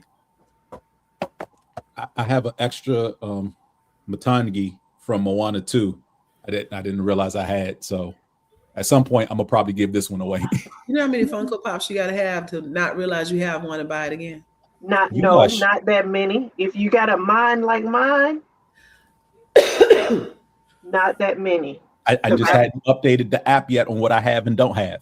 I got duplicate Captain Americas. Mind your business, okay? Mind your business. Yes, there's an app. But no, something on Netflix, and I'm happy that this got a second season. Tomb Raider series on Netflix. Was it Tomb Raider: The Adventures of Lara Croft? It's good. Watched season 2 dropped a couple of weeks ago at DreamHack. I got to interview the voice actor for Jonah. So that was a good interview, which should be dropping here on the Moana Nui Network at some point in the near future. And this is animation or is it live? It's animation. Okay. Animated. They do a really good job. Like I enjoyed the first season, and the second season seems to be just as strong. There is a WTF moment in the middle of the second season that's like, y'all way too dumb for this to be going on right now, and you'll know it when you see it. But overall, it's the second season very well done. As I told one of my group chats, like somebody really did their homework because they deal with the Orisha, and that's all I'll say about season 2. I'll leave it at that. They deal with the Orisha, and someone really did their homework, because it's not like they just went way left with it. They did the actual research. They understood the source. The source, yeah, to tell the story of each Orisha properly. Cool. Oh wow. Yeah. Well, you know what? That's what I really, when we talk about what we're looking for in representation in anime, even if it's somebody that doesn't come from my same background, if you are respecting the source material and you are researching and investigating, make sure you do it right. Because the same way you have to research Odin, you'd have to research Mami Wata. Like, you still doing the same level of commitment to correctness.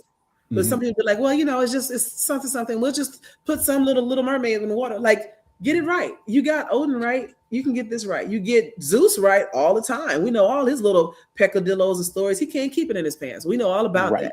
But I like that they took the time to, and there's plenty of material out there. It's not like you had to go to Africa, to West Africa, to research Igbo language and the Orishas. You can get that stuff online. Just go look. So I was really glad that they've done that. And that's what I'm seeing, that more about people really being intentional about the source material. You saw it in K-pop Demon Hunters.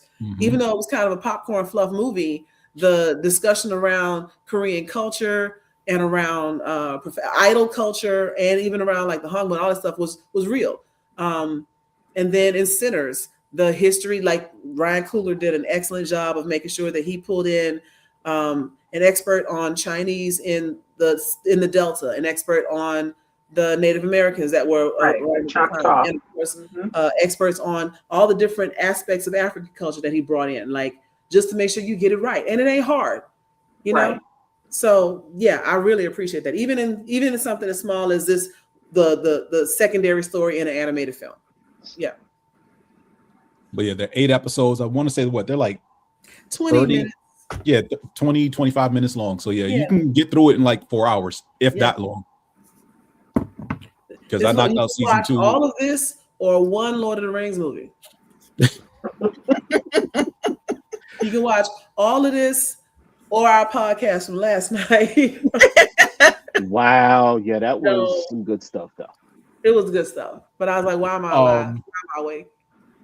As far as anime, I've been watching. Joy mentioned one. I've already mentioned that My Hero is completely done and over with. There should be no more new episodes. What did I finish recently? Gachi Yakuda? Gachi Yakuda. Yeah, Gachi Yakuda. That is only 24 episodes right now, right? There's no 2 seasons, 24 episodes. What it look like? That I've heard a lot of people mentioning that. What is can you give us a spoiler-free idea of what it's about? Yes. So the basics of it is you got two lands basically. One is in the sky, one is on ground. The people in the sky have been throwing their trash over to the ground. Oh, that's the one you're telling me about. Okay, yeah. And when you get in trouble, they also throw you over the ground because you are now trash. And what we start to discover, and it's all comes out in the first episode, is there are some people on the ground that have special powers that allows them to live down there to kind of be like heroes. What do you want to call it? Cleaners. Rangers, cleaners, special forces, or whatever. And this one little boy gets thrown over there, and he's hell bent on getting revenge on the people that framed him up in the sphere, which is what they call the higher level. And he discovers that he has powers, and he's on a journey to figure out how to get back up there. But along the way, the characters that he runs into are so well written. It's all one long story, but you do feel like there are pieces of learning other people's lives and background at the same time. There was one episode I was like a little disturbed, like, what is happening? Why are they naked? Like, it was a really good episode. And they did it really well. They didn't overplay the lasciviousness of it. They just went into this will happen and this is why she's crazy. But I really am enjoying the series. And it also speaks to how there's a theme. One man's trash is another man's treasure, right? And you got all these people that live on the ground. And so they have been effectively tossed away. They are trash. But if you care about something and you take care of it and it means a lot to you, then it becomes your treasure. And there's those treasures that have power. And so that's the kind of the theme that runs through it. It's really interesting. Gachi Akuta is the name of it. Yeah. Some people call it, matter of fact, I saw a reel saying, Black Americans, can you please stop calling it Gachakuchi? Gachakuchi, yeah. And we were guilty. No, we will not. No, we will not. No. And then there was what was the other one? What else was I watching? But I know a new season of Spy Family has started recently, a few months, last month. It did, and I don't know how far along it is because I'm still a season and a half behind. So, oh my God. I will get there. I've been watching other things. Don't judge me. Your rate of accumulation is positive. You are never going to catch up to anything because you are always behind. You keep adding He's still got boxes of comics from 6 years ago he needs to read. Right. 10, shut your face. You add 2 hours and watch 30 minutes. And then you add 2 more hours. You're never going to catch up. This is why I don't go on Netflix, because I spend more time on Netflix adding stuff to my queue than actually watching things on Netflix. I will say I did start watching the new Knives Out film. Is it good? It is. So far, it is very good. At this point, the series of films seems like a paint by numbers type thing. Like the setups and the setups for the crimes are, slightly different, but you get the same archetype of characters in each one. Like I said, I'm only halfway through this one, so I'm gonna finish that probably when we jump off tonight, or I'll finish watching it when I'm at work tomorrow. I love your background, by the way. Did you make that off the shirt I gave you? I most absolutely did, and this is your fault. Haha.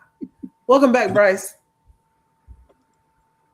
So, do y'all know there's these 2 guys that are, one of them is, he actually kind of looks like the guy from Don Don. I forget his name, but he's got kind of like a button-up suit on. Okaroon. He looks like Okaroon. But yeah, he looks a lot like Okaroon, as a matter of fact. And then this other guy is just sitting there almost looking a little like high, and he's got a cap on. And he asks him something like, what's water in Japanese? And he might say, misu. And what's soup in Japanese? Misu. And what's mushroom? Misu. So how do I say I put mushrooms in the water, made mushroom soup? Misu, misu, misu, misu, misu, misu. And that's how they all go. He goes, so if it's the same character, he goes, same, but different. And it's so, the guy that says the same but different stuff is so annoying. He's so annoying. And it's my favorite way to learn Japanese on the internet. I don't know Japanese, and I won't learn it. I won't be able to speak it. But just watching them try to figure out like the tongue twisters and how, I think one time he said they were talking about sexism in Japan, and he goes, and the guy that plays the woman, wife, girl, and husband, yeah. Japan equal. He goes, what's husband? And he said, whatever word. What is it? Auto. And what else does auto mean? Master. And what's the word for wife? And he says the word for wife. Suma. He goes, Suma. And what else does that mean? Woman in the house. I was like, wow. So husband is master and wife is woman in the house. And what are we talking about now? You just missed a 40-minute long discussion around Godzilla. The entire Godzilla universe. I'm not putting these comments up. And then we're talking about anime that we're watching. So Bryce, jump in with us. What are you watching? Let us know what shows have caught your attention recently. We were talking about My Hero finishing up. Spy Family is coming back. Spy Family is back. It's currently Spy airing Family now. Is back. Currently airing right now. Gachi Akuta is a really strong show. Dan to Dan, I heard was approved for a 3rd season, if I'm not mistaken. It better be, because the way season 2 ended, we're gonna fight. Okay, and have any of y'all started Stranger Things? No, I have not. I'm waiting for all of it to be out to watch. That part, what he said. Simon, the third part comes out tomorrow. Simone, you said you're on episode 5? Yeah. Okay, so what have you thought of this season so far? I mean, I'm shocked. I'm surprised. I'm glad people are getting backbones. I'm like, oh, you talking back? And like, okay, so you're not really dead. And I'm like, okay, well, yeah. It's without spoiling. I don't want to spoil stuff for people. Yeah, I heard that they accidentally spoiled it. One of the people on the cast made a mistake of talking to somebody, and they discovered that something happened, and they're like, "Oh, we weren't supposed to talk about that." So, but I don't want to say what it was. But I've heard that Mark Ruffalo, everybody's dead. Say what? They did a Mark Ruffalo, everybody dies. Everybody dies. But yeah, I haven't started Stranger Things yet. Like, I don't know. I gotta be in the mood for it because like the curly hair boy gets on my nerves. Like, yeah, everything about him makes me want to punch him in the mouth. Yeah, and that's exactly what happens to him. I'm sorry, that's the only thing I'll spoil. Oh, good. Leave Dustin alone. That kid is great. Because who knew that the theme song from Never in the Story was the greatest love song ever written? Who brought a snail back from the upside down and didn't tell nobody? I mean, you know, stuff happens. Mm-hmm. That's what nerds do. Bryce, what do you want? Bryce, we are talking about movies and shows. Nerds know better. Right. Nerds know better. Give us something you want to talk about, man. Secrets of the Silent Witch anime on Crunchyroll, by the way. I did watch that show. Awesome series. It's very good. I was pleasantly surprised by how good that was because, I mean, she's a silent witch because she has anxiety of speaking to people. Mm-hmm. But she's also like a witch and a natural witch and a math genius. Yes. And a chess genius. Like she's that chick. She's great. Yeah, she's dumbed everything down to basically a mathematical understanding, which is why she's like the best at these two things, specifically magic and chess. And that one's on Crunchyroll? Yes. Okay. That's on Crunchyroll too. Secrets of the Silent Witch. Mm-hmm. Okay. As I'm looking at when you say natural witch, what do you mean? Like some people, like everybody pretty much has the ability to use power. Some people have to use it through like a conduit. Some people have to say a spell, and she can just do it. So that's what I mean by magic. Okay. Yeah, she doesn't have to say spells because she knows the formulas mathematically to where she basically just says them in her head and produces. She doesn't have to do an incantation. She can just be like, and fire. Yeah. Okay, I pulled up my anime list and I completely forgot what you said. Society of a Secret Witch? Secret of a Silent Witch. Yes, Secrets of the Silent Witch. Mm-hmm. And that's another one where it's grown people in high school. Like, why y'all still in high school? Graduate. Well, in Witch Watch, they're in high school, but there are like 6 of them who live in a house together with no adult supervision. That's all yo, where are the adults in Japan? Like, what's happening? The adults are around. It's just the parents more times than not aren't. There's always adults in anime. What is Pixels from Adam Sandler? That's what Bryce is talking. What is that? What? Oh gosh, it's one of those Adam Sandler silly little popcorn films with him and oh gosh, the dude who was in Mall Cop, King of Queens. That dude. I can't remember his name. Something. Is it? I don't know. I can't remember his name. Kevin James. Yes, Kevin James. They're in the film, and basically the short version is in the 80s when they were all kids playing video games, one of them won a tournament and then they all grew up, but Adam Sandler's character never really grew up, if you will. The rest of them got like regular jobs and one of them became president, but aliens invaded Earth and decided to communicate through video games. Yeah. And decided to destroy the planet with Pac-Man. And Peter Dinklage is also in it. Peter Dinklage is in it. Yeah. Bryce, can we get something a tad bit more current? I think Bryce is trolling, which is why I'm not really trying to give him any much credence here. Yeah, Bryce is clearly trolling. Because like, how you gonna just pull Pixels out your ass, bro? Like, really? Really? That's what we're doing? We're doing Pixels of all movies? Like, you didn't even say like Minecraft. Like, oh, Bryce is not trolling. He says he's not in fact trolling. But we're still not gonna talk about Pixels because who even remembers that? I didn't see it in the movie because it looked like I didn't want to spend my money on it. You did not want to spend your money. It was It was dumb. Yeah, I gotta go and see fucking SpongeBob tomorrow. So hell. No, you don't have to see that. Yes, I do. I have to take these kids to go and see. And one of my friends is going to see Zootopia 2. I didn't see Zootopia 1, so I'm going to keep that rolling. I saw Zootopia 2. It was good. Was it good? It was. I will never catch it. I was gonna say I'll catch it on streaming, but I'm not gonna watch it. And that's saying a lot because I'm a big Stray Kids fan, and I know that their Skazoos have like a cameo appearance in Zootopia. Mm-hmm. So now Bryce wants to talk about Zootopia 1 and 2. So tell us. I don't think anybody's seen Zootopia 2 yet, but I haven't seen Zootopia 1. Nope. Yeah. So Zootopia 1, I don't know enough about. Few things. I've seen one. That's the rabbit and the rabbit and the fox and the fox and the sloth that's in the all sloth, of the music. Right. telling a joke and they don't get out in enough time. Mm-hmm. Yeah, the one was cute. 2, I guess, is the one with the snake. Yes. And the snake is a bad criminal. Snakes get a bad rep, man. No. All goes back to Slytherin. Does it? I think it goes back to maybe before that. The serpent. I'm gonna ignore you, James. Me too. Yeah. So this is the last episode of this We're show. not talking about that anime. Year. Yeah. What was your favorite anime of this year?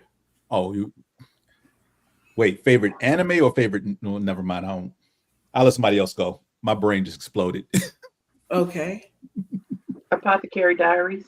Which I still haven't watched. How you say that you didn't watch that? I told you he's got a rate of accumulation. He ain't gonna watch nothing. Do you want to see what my Crunchyroll queue looks like? No. You can skip a lot of that. Oh, I'm confusing because I'm sorry. I take that back because I was like, but you the one that told me, wasn't you? It was Joy. I'm sorry. Yes, it was Joy.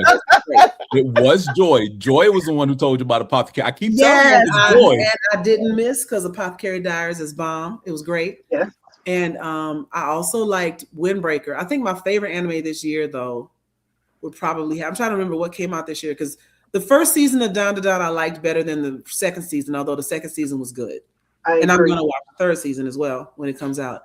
But I think this year, the one that probably captivated me the most, where I had to go and try to finish it. Yeah, it might be Apothecary Diaries. I think that might be the one that I put other stuff down for. Yeah, and either that or Windbreaker. I started it on Netflix, and so I didn't know there was a second season that was already out. And so when I found out, I went to Crunchyroll and binged the whole thing in one day. Yeah, it's great. It's that good. Mm-hmm. Simone? I don't know. Is it considered anime? I'm gonna say K-pop Demon Hunter. It is not anime. It's an anime. It's an animated movie.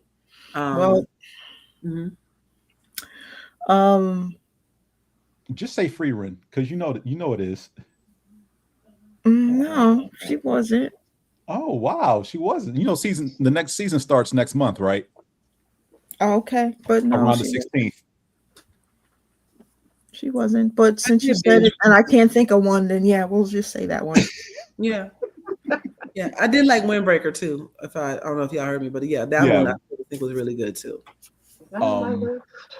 Mine is between 2 because I'm not going to mention like the big names that I love, even though they are good. But I will say these 2: The Water Magician, which I still rave as the best new anime of the year, period, bar none, hands down. Like everything that was new this year does not compare to that show. It's that damn good. The other thing I thoroughly enjoyed watching was The Wrong Way to Use Healing Magic, and it is exactly what the title says. So okay, those are my 2. Did you ever finish Link Click? Yes, I did. That's a nice little mind bender because the second season was like, whoa, how are you going to fix this? But yeah, I was pleasantly surprised. Especially because it's one of the That and what's the other one that Joy started watching? Daily Life of the Immortal King. That was fun. Though those two are on Crunchyroll, but the only option to watch them is in English because those are Chinese anime. Mm-hmm. But the English dub is the pretty English good. dub is fine though. And the theme song from the first season goes hard. Like I never skipped the intro because the theme song was just that good to me. Or was it the second season? Yeah, one of them is the banger. I can't remember which one, but yes, you're right. The one that's going so like I forget what. Yeah, that's all I know. But it's great. Anyway, watch the show. Yeah, Daily Life of the Immortal King was great. I also did not Limerick. What was the other one? I'm trying to remember what I watched. Because now when y'all say something, I'm like, oh yeah, I watched that too. Like I did watch more anime than I thought I did this year. Okay, wait, hold on. Let me go back. The Secrets of the Silent Witch is on what? Crunchyroll and Netflix. Crunchyroll. Mm-hmm. The only thing I mentioned that was on Netflix was Tomb Raider. Everything else is on Crunchyroll. Mm-hmm. Oh yeah, I forgot that. Let me write Tomb Raider. Okay. Tomb Raider. Tomb Raider's on Netflix. And it's so good. Haley Atwell is the voice of Lara Croft, by the way. Ming-Na Wen does the voice of a character in there. Oh, I like her. Nolan North voices a character. It's my Trisha Helfer is in it as well. Who else that stands out that I remember? That's it off the top of my head. Okay. Cool. And like I say, the character Jonah, voiced by Earl Balin, interviewed him at DreamHack. He was a pleasure to talk to. Well, good. Good. I think this has been. I think what I'm really liking to see is all the different types of stories that are coming out. Because like when I was younger, anime was like Dragon Ball Z. It was going to be fights and fights and more fights. Naruto, Fist of the North Star, Ninja Scroll, all great classic stuff. But my introduction to anime was always about fights. And then I didn't know slice of life was a thing. And now that I do, I'm like, yo, slice of life is pretty. Oh, what's the one with the assassin that got fat? That show. The assassins who got fat? The assassin who is no longer an assassin. Sakamoto Files. Sakamoto Days. Mm-hmm. That one's on Netflix. That's on Netflix as well. Sakamoto Days is really good. I Yes, found myself like downloading episodes to watch when I was flying around, which means I really wanted to see it. And see, Joy, what you were just talking about anime being about fights is probably why I never got into it. Mm-hmm. You know, because I didn't care. I thought it was all like that too, and I didn't care about that. Mm-hmm. And now they have anime is becoming a way to show really good storytelling with animated characters and really good voice actors too, because they used to just not care about the voice act. Matter of fact, Tony Weaver has been talking about this recently, how people are taking classic anime and just letting AI try to dub it into English, and it's absolutely terrible. And it's ruining the shows, and like they need to stop doing that. There's certain things that, because of somebody mentioned this before, the uncanny valley exists where, you know, the difference between fake and real, and like humans have a natural distrust and aversion to something that they see as fake or plastic, which is why we don't like those automated voices, etc. But then somebody else pointed out the uncanny valley exists because for some reason humans need to be able to identify the difference between real and fake. Like, why is that a part of our DNA? To just look at something and know it's not real, right? Authenticity. Yep. But I think I think what I've heard of AI dub voices is absolute trash. Like, not even close. Nope. It's not even as good as the girl that tries to lie to me and say that she found my account number. Like, she's really looking it up and it's not a machine. Okay. You know, they're not even that good. No, that's like AI narrated audiobooks. Those worst. That doesn't sound good at all. See, that's why No, go ahead. I mean, I've stumbled onto a couple of them on Audible, and at the very start when they're like, this book is narrated by what, and I'm like, because it's like a computer reading something. It's reading the words, and it's not pronouncing them properly. It's not getting the emotion. So it's not reading it correctly. And, there are words that are different words that are actually the same word, but the computer doesn't know the difference. So it's pronouncing it wrong. Like read and read. That's just really screwing me up. So, and I don't like anybody messing with my audiobook experience. I love me some audiobooks. Can I be, I guess, elitist? Yeah. It's almost 11 o'clock. Go ahead. I looked at myself in the mirror and I was like, why is it all the audiobooks that you listen to star characters that don't look like you? Why don't you pick up some Black audiobooks? I was like, all right, bet. And so I was rocking and rolling pretty well. I'd done several audiobooks by a couple of authors that are either first generation immigrants or African or in origin. And they were all good, Todi Amayemi, and so on and so forth. But there are a couple of Black authors in the books. The stories were good. The people they got to read, I was like, I want to stab you in the mouth. And it kills me, especially when you can tell, the two different people read their whole parts and they never spoke. Nobody ever told them. This other person said Ibrahim and you just said Abraham, and I'm gonna need y'all to know y'all talking about the same person. So I'm listening to this book, hearing one person say Ibrahim is not here, and others like, well, where's Abraham? Oh my God. Oh my God. What in the cheap Tyler Perry plot is going on here? And then how we talk about kids need to learn to read out loud in school, and there's reasons for that, because sometimes they'll have somebody that's doing the audiobook and they don't know how to pronounce a word. And nobody checks it because it's hours and hours of content. So they just taking the pages and nobody noticed that you said facade. What the? You mean facade? Right. One that always gets me, because I like Southern fiction.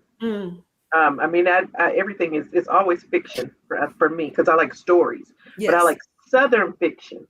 And the word for, what you're doing to your hair, plaiting, it's spelled Plait. Did they say plate? I have so many times in so many audiobooks heard narrators say plates.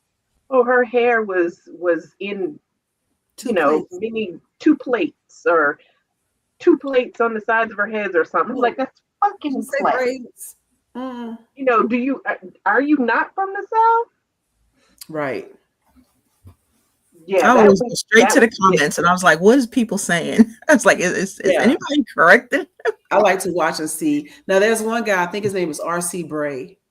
R.C. Bray can read me the dictionary. That dude is an excellent voice actor. He narrates Commune by whoever wrote Commune. I'm gonna tell y'all in a minute. It's the one our friend Tia got me into a long time ago. Okay. Yeah. Oh, Joy, why are you looking that up? I have to write them down. I think they're YA fantasy Black books. And listening to one of them, I'm like, is this my mother? Wow. My mother is yelling at me through this book, because the way that this woman was speaking to her daughter, I was like, that triggered.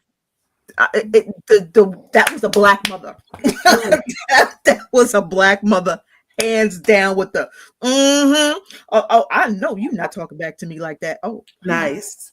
Now, and I like it when it's authentic and it feels real like that, but then sometimes people overdo it, No, this one there was some just right. Then you had all of the little bit just right. You had the don't say nothing to me right now. Let's go to your room. Go to your room. But go to your room, right? You heard me. Go to your room. The up and the down and the I was like, oh, the series is I even made a comment. I was like, this y'all got my mother out of the grave to do this. Wow. Nice. Yeah, see, that's really good audio acting. Yeah. But that can definitely make or break an audiobook, because I have returned audiobooks when I was just not down with the narrator. Mm-hmm. Like, this is Yeah, terrible. once I get a narrator that I like, I follow them. Yeah. And then whatever books they're narrating, I'm definitely doing them. I stick to them. Well, if you like post-apocalyptic adventures, Commune by Joshua Gayu, narrated by R.C. Bray. The reason I bought headphones was so I could listen to all of those books while I was on my doing my cycling and walking and stuff in the mornings, because they gave me time to listen. I binged all of those, but those books are still coming out. I think they're on book like 5 or 6 now, but they're great. There's a guy who does most of Stephen King's audiobooks. He's really good. Oh, that makes sense. Yeah, this guy is so good. I didn't even like most audiobooks I listen to at 1.2 speed because folks speak too slow for me. This dude, you felt like you were in the movie. It was great. But back to anime. This is supposed to be talking about what you're watching. I guess reading counts. Reading counts. If you ladies, if y'all are into smut, I'll send y'all some titles later. Some stuff I read. Really awesome. I'm not. I can't do smut. That's just me, you know. Well, the fantasy smut. I didn't realize when I purchased. I was like, "Oh, this looks cute. It's about angels." I'm like, "What did you buy?" Wait, what was it? Angels coming down, and you are human, and these are angel men, and the chest is glycerin. And wait, what books are these? I think I read them. What's the name of the book? I have to hold on. Let me see. Is it The Witches of Salix Point? No. Oh. No. Goodness. Furious, I know this is a area that you don't delve too much into with the anime, because 90% of everything we've talked about is subbed and very little is dubbed. But is there any anime, because we haven't heard from you? The 2 anime that I definitely dove into for this year, and I know that's a small number, but again, I don't watch as much anime as the rest of you, is Rick and Morty, the anime. Oh, wow. Okay. And I finally got around to season 3 of Castlevania, and I'm gonna try and finish season 4 within the next couple of weeks. Yeah, dude. Yeah. Castlevania is proven to, so Ronin Warriors from the 80s has always been my absolute favorite anime. It's coming back. Castlevania is giving Ronin Warriors a run for their money. Nice. Yeah, and I am looking forward to the next season of Ronin Warriors. I really hope. Oh, no, it's a reboot. Oh, it's a reboot. Yeah, they're rebooting. Ooh. Yeah, it's a reboot. It's just an updated version of the original anime, much like Ranma 1/2 earlier this year on Netflix. Ah, okay, cool. Yeah, I knew something was coming, but I didn't I didn't know if it was a reboot or a continuation. But clearly, it's a reboot. Mm-hmm. Cool. And I am all for, because the animation style, I'm not gonna say it's dated, but it's telling of the era of when it came out. Oh no, it's definitely dated. No, it's definitely dated. When you watch that, you know Ronin Warriors is old. Yeah, it's early 90s anime. Yeah, 80s. Was it? Yeah, it was late 80s. That was late 80s. Yeah. We didn't. It didn't come over here until the late 90s, though. Fair. That's fair. That's fair. So that's anything y'all looking for? Battle Angels, Joy. Battle Angels? Shadow Angels? Oh, Shadow Angels. I would say Battle Angels. That's anime. No, I'm sorry. Yeah, I guess what I got confused. Like, okay, Shadow Angels. Shadow Angels, and then the source of magic, thieves and demons. I'll send them to you.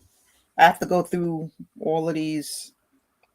Battle Angels?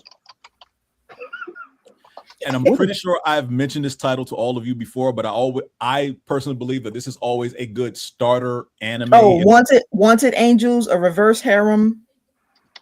Oh Lord. Are these in the same series? This one's Sadie Moss. I love her. No, forget about the other one. This is the one. The Wanted Angel. Wanted Angel. Okay. Wanted Angel, a reverse harem paranormal romance. Wanted Angel, Wicked Game, and Dark Kings. Those are the three. Okay. By Sadie Moss. Okay, cool. That's one of them, but there's more, and I gotta get them for you. I was like, oh, something about witches and angels, and when I started listening, I was like, I'm in the car. Oh, let me turn this off. This can't be listened to while we're in the car with the kids. No. Question for you guys. This isn't an anime, but has anybody ever seen the show called A Discovery of Witches? Yes. Yes. I read the book first. Yes. Is it okay? So based on that, I'll go ahead and add it to my list. No, okay, so the book is better than the movie. Yes. Should I find the book first? Read the book first. Like, okay. I wasn't disappointed with the show, even though I read the book first, but the book allows you to get into people's head and to know a little bit more backstory than they have time to do in the show. Yeah. Okay. The reason that I ask is a clip that I saw recently. It was a bunch of people I think they were in a lab, and the guy was telling them, "Hey, you signed an NDA, so you can't talk about this stuff." And they're showing them this DNA sample, and that's when they announced to their research team that vampires are real, but they don't, kill people like the myth. And witches are real because your other professor, who's my wife, is also a witch. And I'm just like, wait a minute. This is a really interesting take on vampires and witches. Mm-hmm. And I was like, vampires, witches, and demons, because everybody is a demon. Mm-hmm. Everybody has demon blood with a little bit of everything else. So it's like, you realize once they separated everybody, that's why everybody was dying out. You have to blend. Yeah. Purity culture is a death sentence, is what it really comes down to. Okay. But the way that they get there is so good. All righty. So let me go find hopefully we get a good narrator. You can watch it, because I don't want you not to watch it and then read the book, and so you can see when you read in the book, then it'll be okay, this is better because in the movie they did this. Sometimes it's better if you watch the movie and then read the book, but either way, they both good. No. You all have seen it, so you tell me which I need to do first. Read the book first. I read the book first, and then I saw the movie. Mm-hmm. Also, because there's a lot of characters, and it's easier to keep straight in the books, and then when you see the show, you're like, oh, okay, I remember them. Okay. 5 for 1 credit.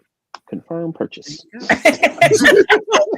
coming up on 2.5 hours. Anything you want to recommend to anybody else, since we're giving out lessons and stuff? Anybody else have something they want to?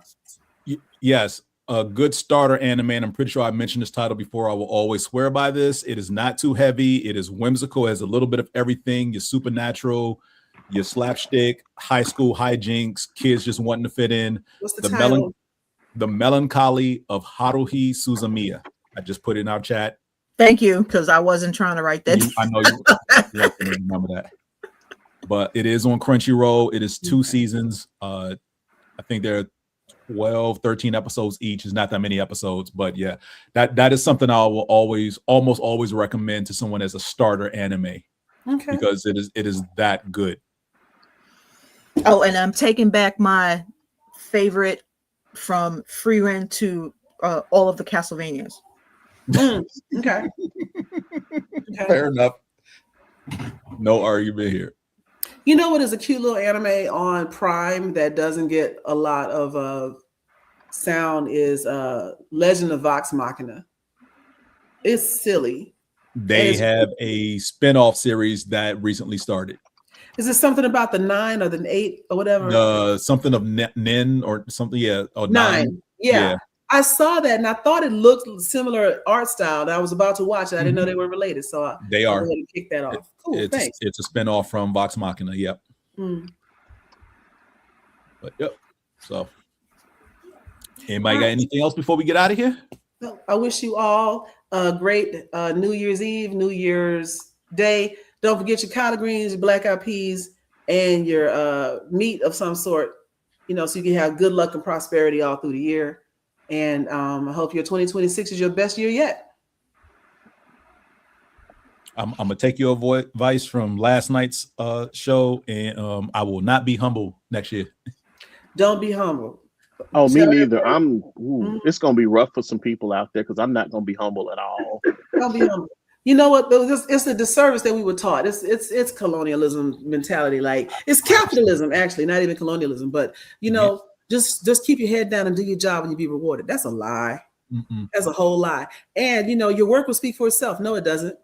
If that was true, we wouldn't be in the lack of meritocracy we're in now. So when you do something, even if it was easy for you, tell them how hard it was.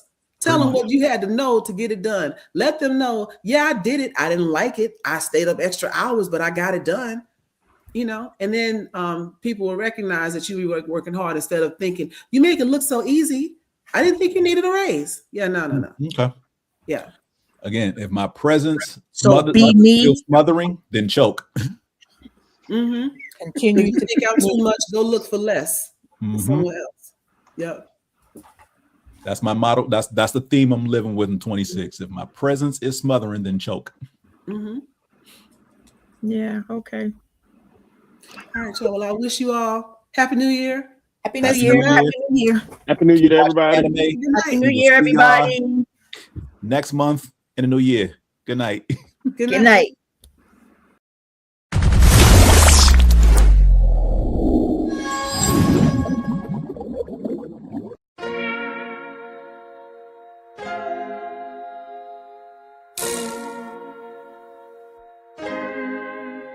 So many stories left to tell, even if we have to ourselves. Can keep history on the shelf. If they won't tell it, we will. If this the land of the free, it was a freedom then. When they annexed Hawaii and called it Cedar Lands, without any type of payment and no signing off. Called themselves a republic in 1894. 1.2 million acres overtaken from the native Hawaiians. When they resisted, the West retaliated in violence and erasure. The Hawaiian language is banned as part of colonialism's plan to expand, Stuck between a rock and a hard place. Multiple bombings of Kaho'olawe. As a part of their ongoing war with Asia, used it as a place for target practice. No consent or compensation. Colonizers call for annexation. No work out for all the locals. School will never let you know. So many stories left to tell, even if we have to ourselves. Can keep history on the shelf. If they won't tell it, we will. Too many stories left to tell, even if we have to ourselves. Can keep history on the shelf. If they won't tell it, we will. We will. So if we put Hawaii in a perspective, well, Black and Asian history is interconnected. Considering the fight with the Pacific, then of course, versus Asia, they was treated as a middleman for war, but didn't let the Western colorism run its course, cause dark skin was a sign of dignity to core. The land was taken in the name of capitalism, when prior to it was an actual kingdom. Clap back at the system. Stuck between a rock and a hard place. Multiple bombings of Kaho'olawe. As a part of their ongoing war with Asia, used it as a place for target practice. No consent or compensation. Colonizers call for annexation. No work out for all the locals. School will never let you know. So many stories left to tell, even if we have to ourselves. Can keep history on the shelf. If they won't tell it, we will. Too many stories left to tell, even if we have to ourselves. Can keep history on the shelf. If they won't tell it, we will. So many stories left to tell, even if we have to ourselves. Can keep history on the shelf. If they won't tell it, we will. Too many stories left to tell, even if we have to ourselves. Can keep history on the shelf. If they won't tell it, we will. We will.